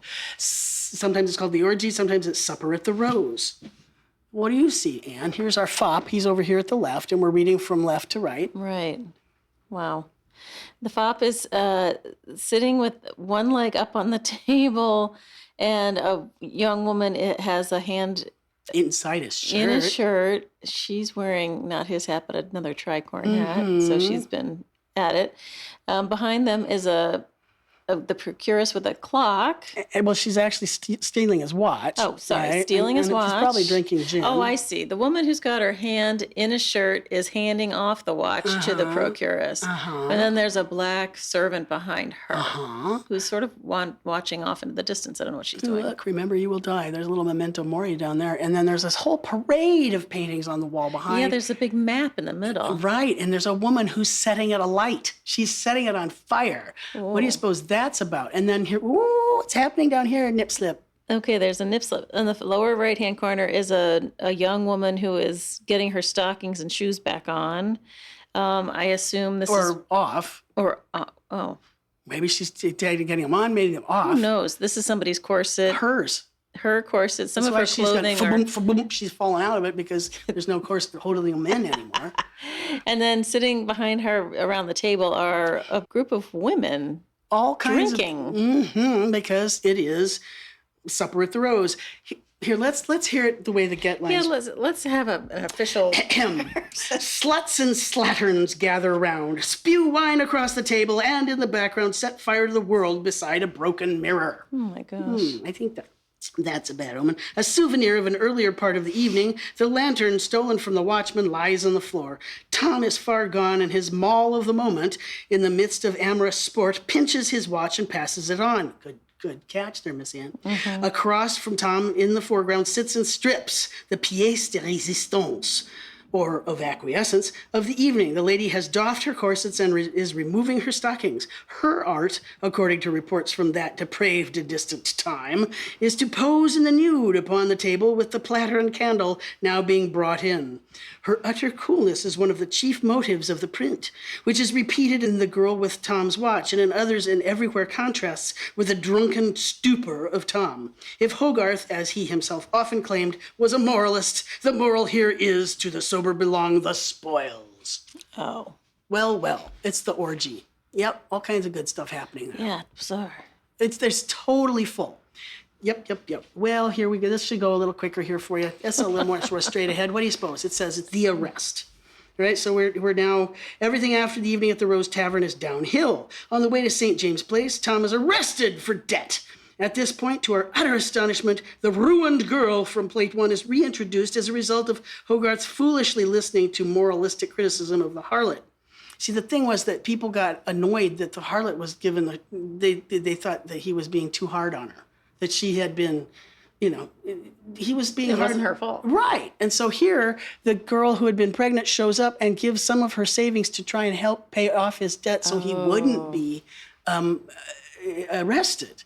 And then even the lightning strikes. Right. Yeah. The word was that Maule's descent was too unrelieved by a spark of goodness. Hogarth, obviously knowing in his bones that goodness was no concern of his art, nevertheless tried to get some into the tale of the Rake. Sarah, the milliner, got pregnant and abandoned by Tom, comes forward with her pitiful savings and keeps Tom out of jail. Okay. Interesting. To show his gratitude, the Rake marries a rich old horror and has Sarah, her infant, and her mother kept out of the church. In the marriage scene, Next. Plate 5. Plate 5. See, here's Tom. Look at him. He's all prettied up. He's wearing his wig. The old crone. An old crone. And it's And Sarah and her son are here. And they aren't even, yeah. So he's marrying, obviously, for money. There's writing heading here and there. It's sort of like Where's Waldo? Just keep finding all of the things. So in the marriage scene, the old fright beams like a girl. Tom surveys the waiting maid. The clergymen are of the general type we already know from the harlot. And in a corner, two dogs make romantic overtures. Right? Yeah, there you go. Tom next loses his wedding fortune. Okay, Plate 6. We're at the gaming house, and boy, look at that gaming house. Look at the smoke. Look how marvelously he's handled the light and the way these faces are vignetted. Now, remember, this is a guy who loved sketching London and the different kinds of people. In that regard, he almost feels sort of like a latter-day Rembrandt, if you will. Yeah. Looking at the different kinds of humanity that are there. Tom next loses his wedding fortune at a gambling house and is thrown into prison, where he is followed by Sarah and his child and his wife. This is Tom who's lost his wig? I guess so. In the bottom center there? Yeah, Okay. yeah. That is him. Doesn't look good, does it? No. Everything's afire. Now, look there. Oh, look, now we're in prison. Plate 7. Right? So, let's see. He's unable to pay for the beer bought to him by a boy caught by rival claims upon a love he has only for pleasure. The Rake goes mad. So he's thrown into prison and he's starting to go bonkers, right? Jesus. Right? And the last scene presents Tom in Bedlam. This one is the hardest of all. Oh, yikes. Yeah, it was a fashionable thing in London to drive out to Bedlam for a Sunday afternoon and see the lunatics. What? Look at the nice ladies who are parading past to look at the crazies. Oh, my God. This is, now remember. It's a sideshow. Yes. It's a fucking freak show. Remember, all of that, care for people who have a mental illness. It was Dorothea Dix in the middle of the 19th century that started saying, hey, maybe we should be a little better about that. That was like 1856 or so. This is 100 years earlier, right? Yes.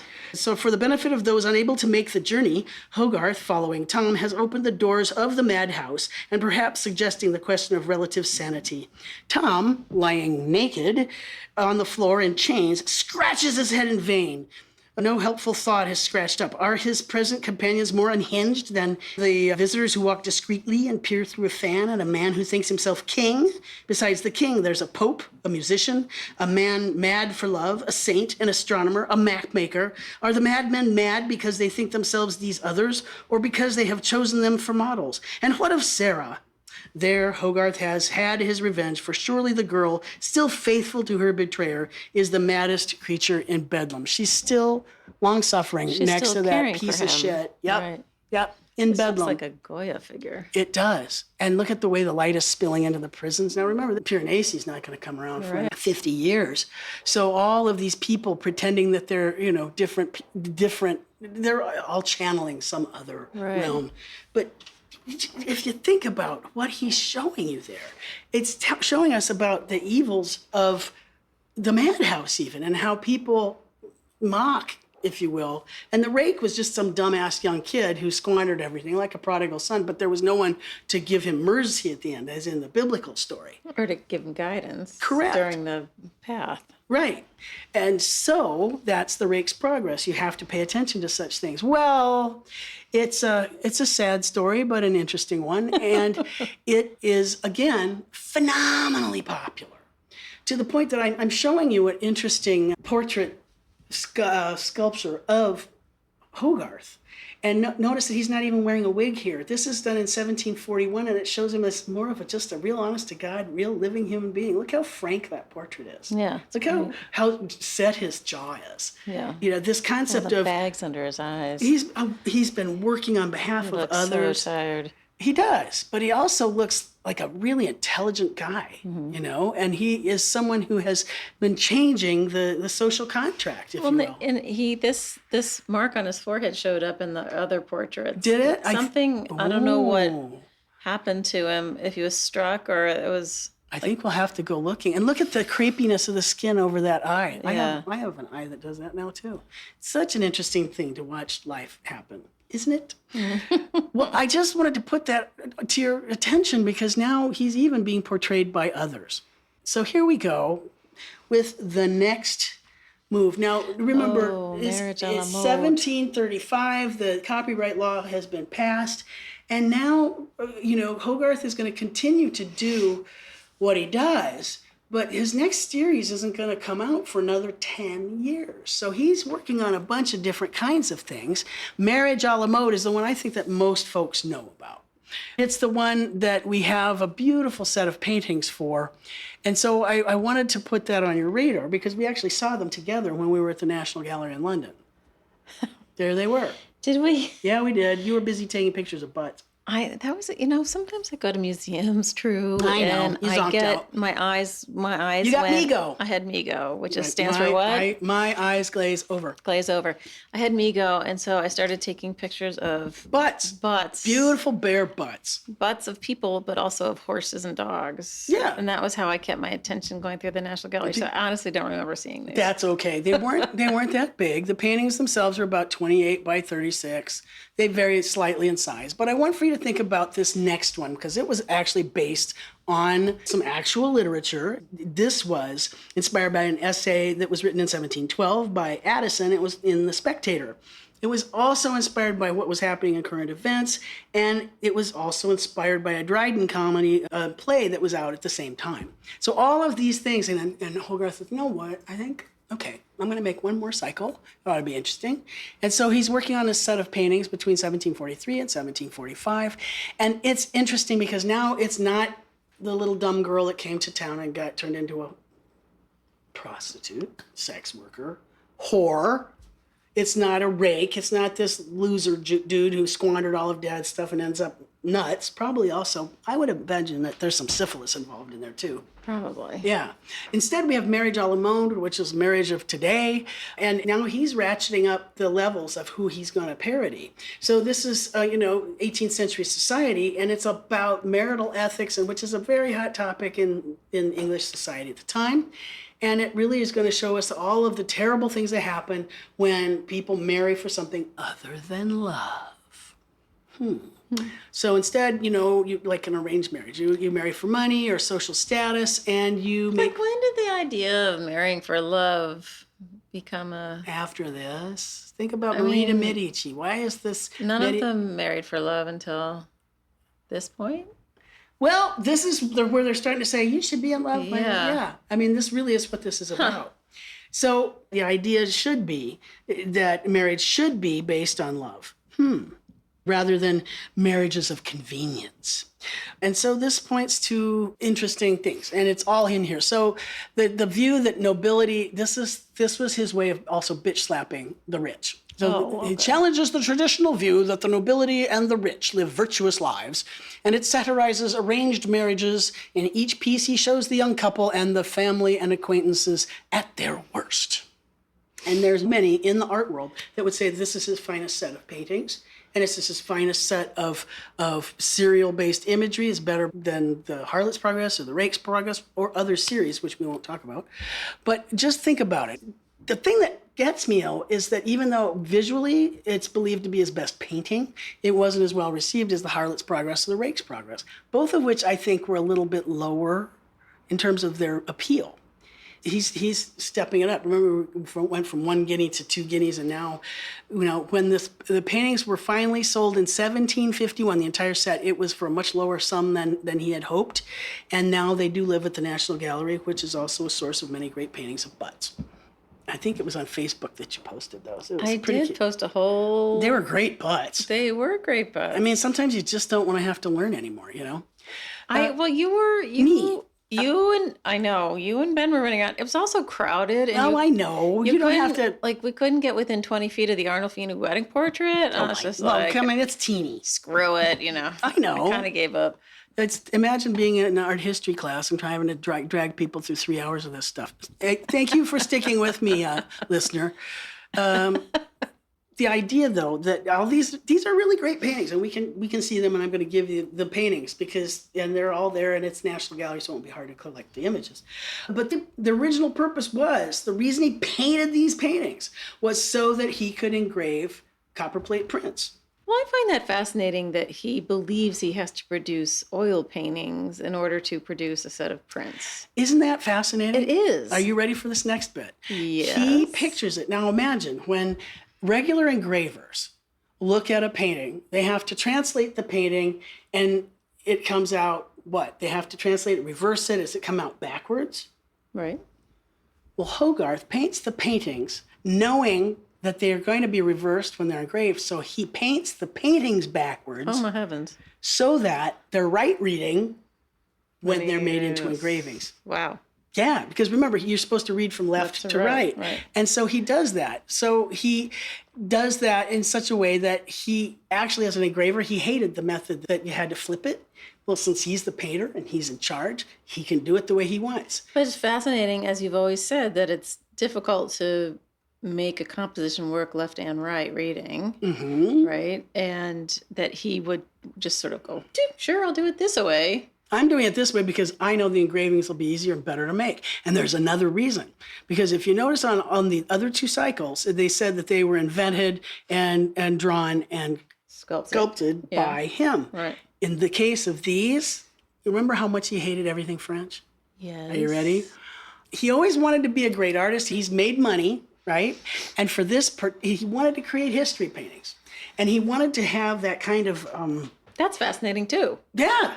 After all that, why would you need to elevate, quote unquote, elevate yourself up the hierarchy of... Exactly. So remember when I said he was a contradictory kind of a guy? It's like, wow. I'm making a killing. He's doing great. He invented a whole new genre. Right. But he still wanted to be a history. In fact, he even had done some biblical paintings, which, he wanted to do history paintings. He wanted to do some frescoes.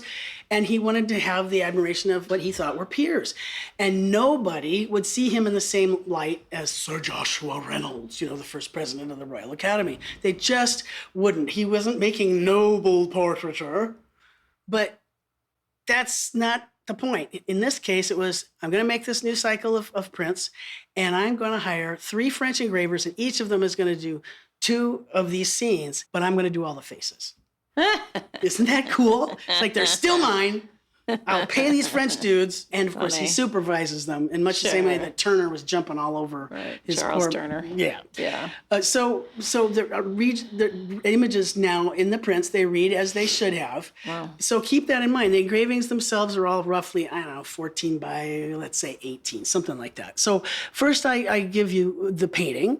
And you can see in the color that there's tons of art on the walls behind. You can see that you've got Lord Squanderfield, and he's trying to marry off his daughter so that he can finish building his home in the background, which is based on old plans. And you can see that he's got a family tree that goes all the way back to William the Conqueror, and that the lawyer's there. And he's, oh, look, here's the lawyer is sharpening his quill. You bet. He's sharpening his quill next to, look at how dopey that daughter looks. Yeah. And look at the fellow that she's supposed to be marrying. Look at him. Who's he most interested in? Well, somebody off screen. He's looking in a mirror. Oh, I see.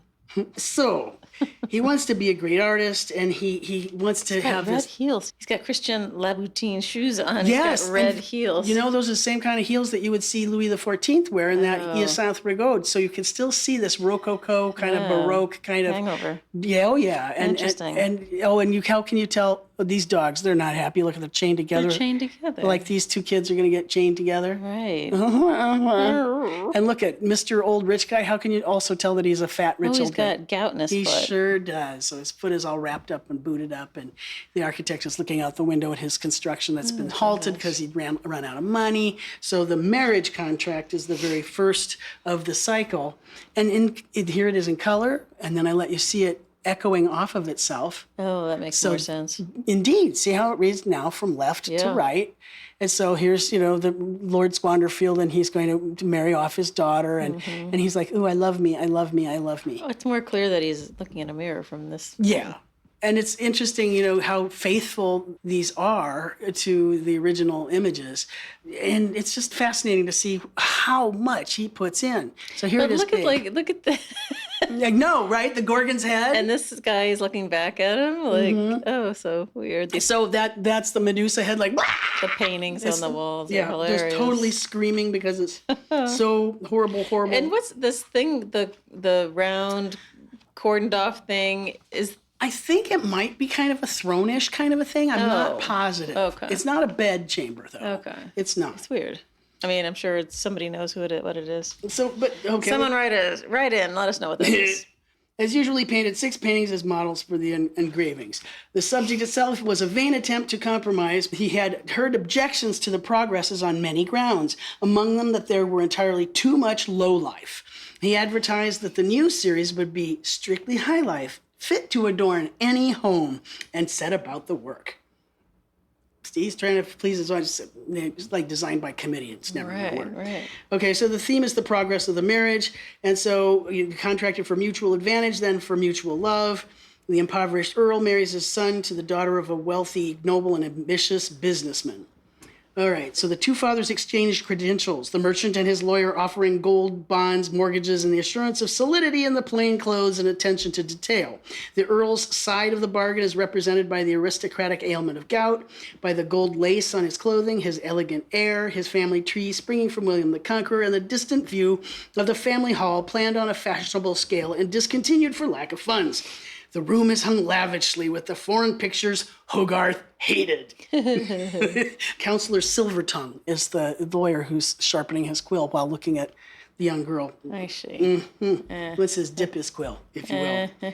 All right, so Hogarth's own progress was considerable in the 10 years between the rake and the marriage. His mastery is nowhere more evident than in Plate 2, which is totally a hit. This is one my students, at first, they're like, what? 17? It's a great scene. Tell me about what you're seeing here, because come on, this one's chock-a-block, full of tastiness. Yes. Well, let's see. We're looking at the painting, so it's reading left to right. And the young fop is kind of slumped in a chair and not really engaged with anything. Doesn't he look a little beat? He does look beat, maybe drunk, not sure. And the wife is kind of dancing in her chair. Just waking up. Oh, she's just rising. Up. Okay. And then the violin teacher is... Well, I think that's actually like their accountant or their bill collector. Yeah. The wifey has been home all night. Okay. And she's been having fun. And look, the servant is busy standing the chairs upright because there's some kind of big hoo-hoo-hoo that was there at home. And she's been stripping the servant. Well, no. She just had a big night. I see. He was out. Doing something. Yeah, because the dog is like... The dog is sniffing What's his in your coat. pocket? He's pulling out some lady's hat. I see. Oh, so boy was out last night. She was at home having some fun. The whole room is in disarray. And, we've got all kinds of problems happening. And he's also got this swipe of the Italian pictures again with the 3 different races. Yeah. But also notice this is a real typical thing to cover up the body paintings, like a nude, like there's a courtesan. drape. Yeah, over, and the only thing you see is the foot. Oh, funny. Well, that echoes his foot, kind of like do. And there's some cupidage going on here, and there's just all kinds of gewgaws, and you can even see that it's just past noon, so he's gotten home too late, she's just getting up too late. Oh, my. So we've got all of this naughtiness going on. This is in the painting, which the color palette's wonderful. You can see that nice kind of neoclassical architecture there. And, it's also interesting to try and understand what is the true color. I keep telling my students, you got to go see it in person, because I think that's closer. The greener one is closer to the truth than this hideously overshot one. But you can really see how Hogarth understands this tete-a-tete, this breakfast scene, and understanding how we should read this thing. Now you look into the background here, and you start to understand how their wealth goes way deep. Right, and yet it's all on a tender, because he's holding the bills, and it's like, oh my God, I can't pay them, and it's just it's the disarray of that. That's the problem, that they're not going to be able to keep up this lifestyle. Oh, okay. Aye. Well, here we have scene 3. A visit to the quack. The scene with the quack. The quack again. He's always bitch slapping doctors, which is fine. Well, they weren't doing a great job, were they? Well, let's think about it. So what are we seeing here? It's sort of an echo of the Rake's Progress, but a little something else. Yeah, so the young husband is holding out, I don't know, I can't see what he's holding. It looks like an eyeball, but I'm sure that's not it. What is it? Well, okay, keep looking at other stuff. Don't worry about who's holding it. And then there's... Who's the big scary lady? The big scary lady has lots of spots. Doesn't she look like somebody we recognize from another story? Yeah. A procuress kind of a lady? She does look like a procuress. Does this look like the... Oh, is he selling his daughter? I don't know if it's his daughter. I think maybe he's bringing someone that he's been with to the quack, and the procuress is pissed because she's all embarrassed and kind of coming up with something like, when you got a hickey and you kind of cover it up, only she's trying to cover up some sort of venereal disease problem on her mouth. She looks so small. Yeah. Huh. Okay. Well, he's an asshole, of course. Right. And then the quack is kind of... he's a jerk, right? Bruegelian or something. Well, let me give you, this is just because it's amazing. It is Bruegelian and it's Hogarthian. Yes. Right. It's a wonderful interior. You got all kinds of machinery and printing ideas, and it is a doctor's studio. You have a little memento mori here, a little skull. And then remember our There's an episode? crochet in there. Yeah. Oh, but wait, again, everything is meaning something. So let's see. A visit to the quack in Hogarth's time compression shows not only Squanderfield's private joy, but the pass it has brought him to, and a fair guess that no cure will come from the quack. So now let's do it right reading. And he's, here, can you fix this little girl that I've, he is not tired from breakfast time anymore. He's pretty well awake, and he's jaded with the innocent entertainments. The Viscount has acquired an 18th century Lolita, yes, you were right, a little girl, and with her a case of love's sickness. The girl's vacant face above the gaudy trappings of full-grown harlotry betrays her permanent shock from early introduction to aristocratic pleasure.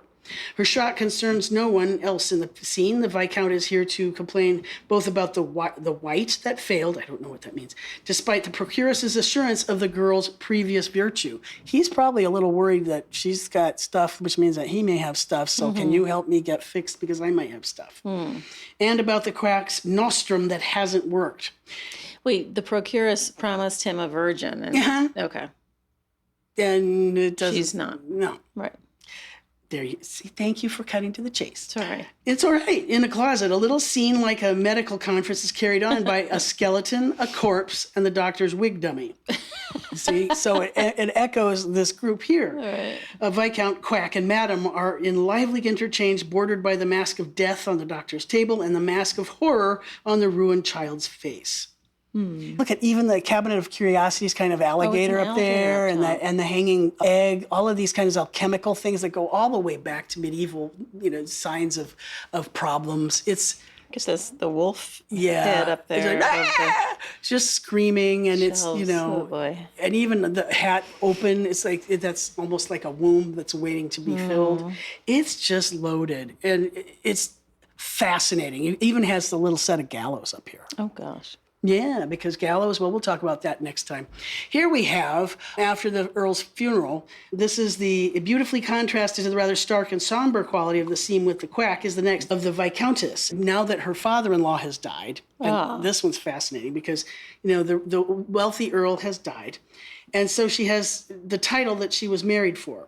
The coronet over the mirror means that, where's the mirror? I lost it. There it is. There it is. See, it means that now she is part of the wealthy class. I see. Right? And she is also, her kid is in here somewhere, the child that she has born. Let's see. Her elegant friends dote on this is, again, Farinelli shows up again, the castrato. Oh, gosh. Yep, her elegant friends dote on the Italian singer while she and Councillor Silvertongue arrange for a meeting. So here she is, she's having her hair done. She's looking in the mirror. She's risen. Here's Silvertongue, and they're figuring out, where shall we go? Because he's still in the picture. Mm-hmm. Jeez. You got to have a lawyer, don't you? Silvertongue, isn't it nice that's his name? The Viscount, heir to generational idleness, requires the stimulation of Lolita to the city man's robust daughter. Plain old-fashioned adultery is still good enough. Oh, gosh. Hogarth, as always, seizes the chance of striking out Italian art. When I look at this, I went, holy shit, isn't that Correggio's Jupiter and Io? Is it? Yes, Oh, it my God. totally is. Only I recognize it from that reading, the way he's painted it in. But in the print, it's backwards. Or is it? I'm like, oh my God, that's Jupiter and Io. I think it's like 37 or so. Jupiter and Io. Do you know the story on that one? I don't. Well, Jupiter, Zeus, has got the hots for Io, this lovely young thing. And he comes to her in the form of a cloud, and he's all wrapped around her, pawing, and this cloud has got a mouth, and he's actively kissing her. This is a painting from century before. It's a Mannerist painting. You should see Anne's upper lip curling. But it totally is Correggio. He's one of these Mannerists. So we're playing it off the same kind of concept, right? He's echoing great Italian paintings, which he hated. Right. But it's so smart. All of these kinds of references are still there. Let's see. Above the lady's head. We assume that the art buying public would understand. Oh, yeah. Okay. Oh, yeah, absolutely. Okay. Yeah, I mean, he's not going to put all that in there. Even like the little African servant who's unpacking toys and stuff. Mm-hmm. All of this is understood. Mm-hmm. It's TV. It's the Game of Thrones. You got the cheat book here. This is no different than the Kardashians or some other damn thing. You know who everybody is. All right. All right. So. But who's the guy with the little hair? Oh, he's situation? another weirdo. It looks like he's got little finger curl things in there. Yeah, he's one of the musicians, I think. Okay. And there's a little flute player behind playing for the castrato, which in itself is, these are the musicians, and they're all doing their, and there's another servant in here, which I think is fascinating. And then, signs of cuckoldry and so on and so forth.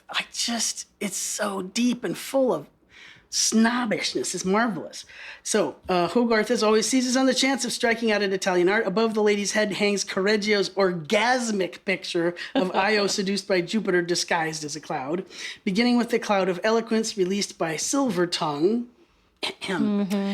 The characters of lackeys and toadies form a wonderfully turning line across the scene. It is this daisy chain of nefariousness, Look at his, I didn't realize till just now that Silvertongue is basically reclining on this couch. Mm-hmm. Like how at home are you? Yeah, it's sort of like a mirror view of Adam and the creation of Adam or something like that. Yeah. He's just, they're setting it all up for, the next thing. Look how much is here, Hogarth. You're such a bad boy. Well, it gets a little worse. Do you see this kind of a broad daylight scene? Now we're going to have plate 5. In plate 5, Silvertongue succeeds. The Viscountess has gone off with him to the London equivalent of Atlantic City for a night of love. In the midst of their celebrations, the Viscount enters. The men fight. The counselor fatally wounds the nobleman, and as the night watchman breaks in at the door, Silvertongue flies out the window, his bare shanks gleaming in the candlelight. The composition, simple and direct, underscores the rapid action. Like a pew, there she's been stabbed, there's the mask of falseness on the floor. It's just, oh, golly, now wait, it's going to be fun, because look how well, I mean, of all of the drama, look at the light on the way this spills across. The print looks better. Oh, yeah. The painting's fine, but this print, it's like, well, he knew this is what it was going to become. So they're like, hey, what's going on in there, right? And here's like, pew! And look at this. The Silvertongue has got a silver ass here. He's literally bounding out the window with nothing on. Whip, off he goes. Oh, no, I'm so sorry, but he's dying.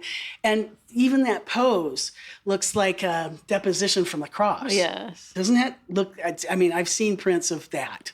It's so very there. And then you'll even look at like the sword. Look at the way his sword, the sword play, even from the andirons from the fireplace, gives this whole sense of battle. And it's such an amazing film. It's a film strip all compressed into one thing. It's even got the lights coming through the lantern. Isn't that crazy? Ceiling. All of that glorious detail. Look how elegant it is. It's still rococo in its own very strangely British, let's mock the rich way. Right? The composition, simple and direct, underscores the rapid action. The arc from door to window has its peak with the falling Viscount and his chagrined wife. At just the point the arc is crossed by the shaft of light from the fireplace we do not see. In that light is the shadow of an andiron crossed by Silvertongue's blade. As the strength of this stark geometry is not diluted by the scattered clothing of the lady and her lover. Which, I mean, look at all that skirt. Yeah. And the bed chamber. It's just all disheveled. And oh my, there's just so many somethings in here. It's actually, we want to watch TV like this at home, right? Yeah. You're going to sit there with your family and figure out these lessons. Here's the last scene. Okay. Scene 6, the lady's death. Oh. Well, right, her Viscount got skewered by her lawyer. Right. It's just like she did. Right. But now she's going to die. So, what do you see? Well, it appears that she's breathing her last, sitting in a chair, and it looks like there's somebody taking her ring off her finger. Oh, of course. A lawyer, but not Silvertongue. And then there appears to be a nursemaid who is holding up the child to kiss Mama. Mm-hmm. Although the kid looks like he's got a little syphilis. Of course mark. he does. Okay. Of course. And then there's two gentlemen standing to the right who are... seem to be duking it out as well. Yeah. And like the whole house is fallen in disarray, so much so that the hungry dog is gnawing at whatever's left on the table. Mm. You see the view, and there's the family coat of arms still. And in the back, I think, is a Dirk Baburin of a Procurus, the same kind of thing, that it echoes the scene where she was inviting people in and then she went astray. There's a figure... leaving out the door here, which I think sure will become clearer in the print. Yes. So this is bait, y'all. Look at also notice how elaborate the text is, the marriage mode with all the curlicues. He got his French engravers to do all that part. But remember, the faces, it makes perfect sense. It's no different than Rubens, really. Right. Right? Well, having your drapery guy and your... And here he's like, well, yeah, but I'm going to do all the faces because that's what I'm about. Once more, when lovely women stoop to folly, she finds too late that fate betrays. The Viscount is dead, killed by Silvertongue. Silvertongue himself is dead, swung on the gallows, as the paper on the floor informs us. Oh. There's even a picture of it. And in another place, I forgot to strip that in, there's actually the page that replicates, an actual broadside. Let's see, it is his dying speech, a popular form of imaginative literature in Hogarth's London. There's nothing for it but the Countess too must die, and die she does of laudanum self-administered. Through the window. She killed herself? Yeah. Oh. Well, shit, who does she have to live for now? She doesn't have a lawyer, and she doesn't have a husband, and there's no money left, and... Right. You know. What happens to her child? So what? Whoa. She's ruined and she's got so why stick around? Right? She's dead anyway. Through the window is a glimpse of London Bridge. The masquerade is over and she has come home to die. Her child, a girl, not only ends the squander-filled line, but inherits the weakness of the line. Wearing a leg brace, she is held up to kiss her dying mother. See, it just shows bad genes, right? Meanwhile, a self-righteous apothecary upbraids the servant for having brought the deadly drug, the laudanum. Oh.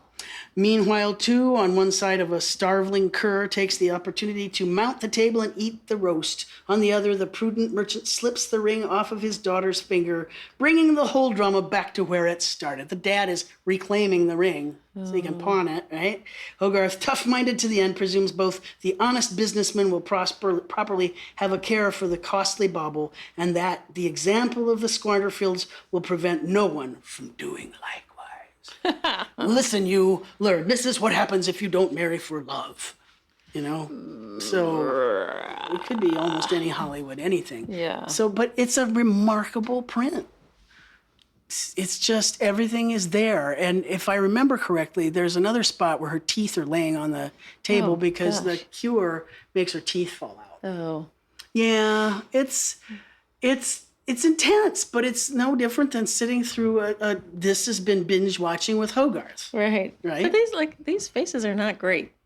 Well, they're also not of the established part of society. You're right. I think they look stupid. They look weird. The apothecary and the servant. Yeah, I wonder if Hogarth's like, well, screw it. I gave you her dying wish and the icky baby and the scary nursemaid. And, you know, he's over his gout anyway. Right. So these are things I wanted to throw out there for you to consider. So reminding you about the things of the artist activist of Hogarth that he was. You know, this cycle of moral genre scenes that are so important and so even for the prosperous middle class. He's got some kind of a story, a didactic, a parody, a satire, so don't let this happen to you. The narrative of these is really, think about any other painter we've ever seen that comes up with a story that is so filmically embossed on there. And so this is Hogarth proving, as any real Enlightenment kind of a guy, the son of a schoolmaster, that art should participate in the improvement of society. That it's your job. You pinpoint a social evil and fix it. That's an Enlightenment thought. So all of those things, you know, think about that. This inspires the French later on. It's Hogarth inspiring the French, which I think is quite remarkable since we all think it's always about the French. But he's one of a kind. I mean, he details things like a novel. When this was finally sold, though, and there's a difference of opinion here. You know, in one source it says that Hogarth wanted to please and entertain his audience as much as educate them. And his many series drew his subjects from the whole range of society, and he could be considered the first political cartoonist. His work became so popular that in 1745 he was able to give up social portraiture, which he considered a deplorable form of vanity, or so he said. Of course. One of his major important portraits, 1746, was the actor William Garrick as Richard III.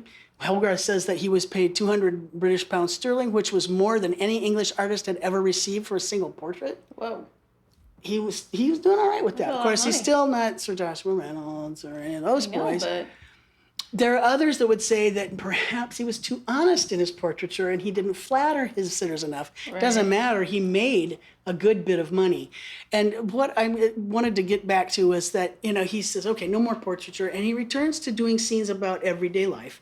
And he actually simplifies the amount of information he puts in the engravings that he'll give you in the next episode that we talk about. There's a 12-print series of Industry and Idleness, which really talks about the Protestant work ethic. But honestly, do you ever get Highlights magazine when you were little? Yes, It's of a course. total story of Goofus and Gallant, the good and the bad. One of my absolute favorites is a pair of images called Beer Street and Gin Lane that was produced in 1751, and that actually leads because the gin was destroying, just like an opioid epidemic now, was destroying London. And because of Hogarth and his working with Henry Fielding, they managed to get the Gin Act of 1751, which changed the availability of gin for the poor folk. It's all tied to commerce and sales. And then there's the 4 stages of cruelty that he puts out there, which, if you look at it, will be so much like our gun lobby right now. It's terrifying that way. And again, I want to remind you about how the establishment of the women's hospital for prostitutes, that's his social activism. And then he had created his own treatise, The Analysis of Beauty, in 1753. And the thing that blows my mind, even though he kowtowed and he showed, the Apollo Belvedere, and these are all the great lines of art, it wasn't taken seriously. He wanted to be. And he did his biblical paintings. Was he shut out by the Academy, or was he typecast? Was he so good at doing what he did that people couldn't see him for history paintings? But who wants those? This is way more interesting. And next time we'll talk about his election series, a series of 4 prints that will look so much like right now. It's terrifying. So think about these things and then realize that, he was cranking all of this out. He's changing history. He's changing the law. And eventually he dies of a paralytic seizure that diminishes his powers, but even his last engraving shows him doing what he can to give his gift to the future, like really tried to make a difference. He blows my mind, actually. He's really somebody that you should keep your eye on, and I hope that you have fun taking the time to pick the images apart, because they are loaded. And if that's not enough of having to look, there are a couple of really, really good British links for the Harlot's Progress and the Rake's Progress on YouTube. And the depth that the Brits go into this, if you think I was long-winded, I don't have their lovely accent, but they pick it apart in the most astonishing way. Oh, wow. It's so complete. I would love to see an artist of these times, ours. Like, it's Doonesbury on steroids. Right. It's all of those things. So that's our boy Hogarth, and we'll talk about his election entertainment next time. Do you have any questions, tired lady who just got the COVID shot? Did he marry and have children? Are there? He married Jane. I don't remember reading anything about the kids. Yeah. God knows they wouldn't want to be weak of limb or have leg braces. Or, I know, right? Any syphilitic chancres or anything like that. There's curious. Yeah. I'm always curious if there's, Hogarths running around London. Right. People Hogarths. Descendants Hogarths. I wonder if there's some DNA out there. I wonder. We could tell. So I'm just leaving you with a little scene of Gin Lane just to get you excited about the next one. The Beer Street, that's the good side, and Gin Lane is the bad side. And I think right now, for me, it's almost beer o'clock. So enjoy, folks. I hope that worked out for you. Thanks, Tru. You bet. Thank you for joining us for this episode of A History of Western Prints, featuring part 1 of William Hogarth. Thank you to Tru for being our subject matter expert, our s2e. Your brain astounds me every time. And thank you also to Dan Fury for being my sound guy, Michael Diamond for the use of his original music, and Skip Barnhart and Lee Turner for their studio sounds at the top and bottom of the pod. Images that we talk about will be over in the show notes at platemarkpodcast.com. Over there you can also do various things. You can leave me a message, ask me a question, suggest an artist we talk about, and you can also click the support and donate button and help me keep the lights on. We will follow up this episode with part 2 of William Hogarth. It'll come soon. I'm working on it. They're long. They're always long. So look forward to that, and we will see you next time.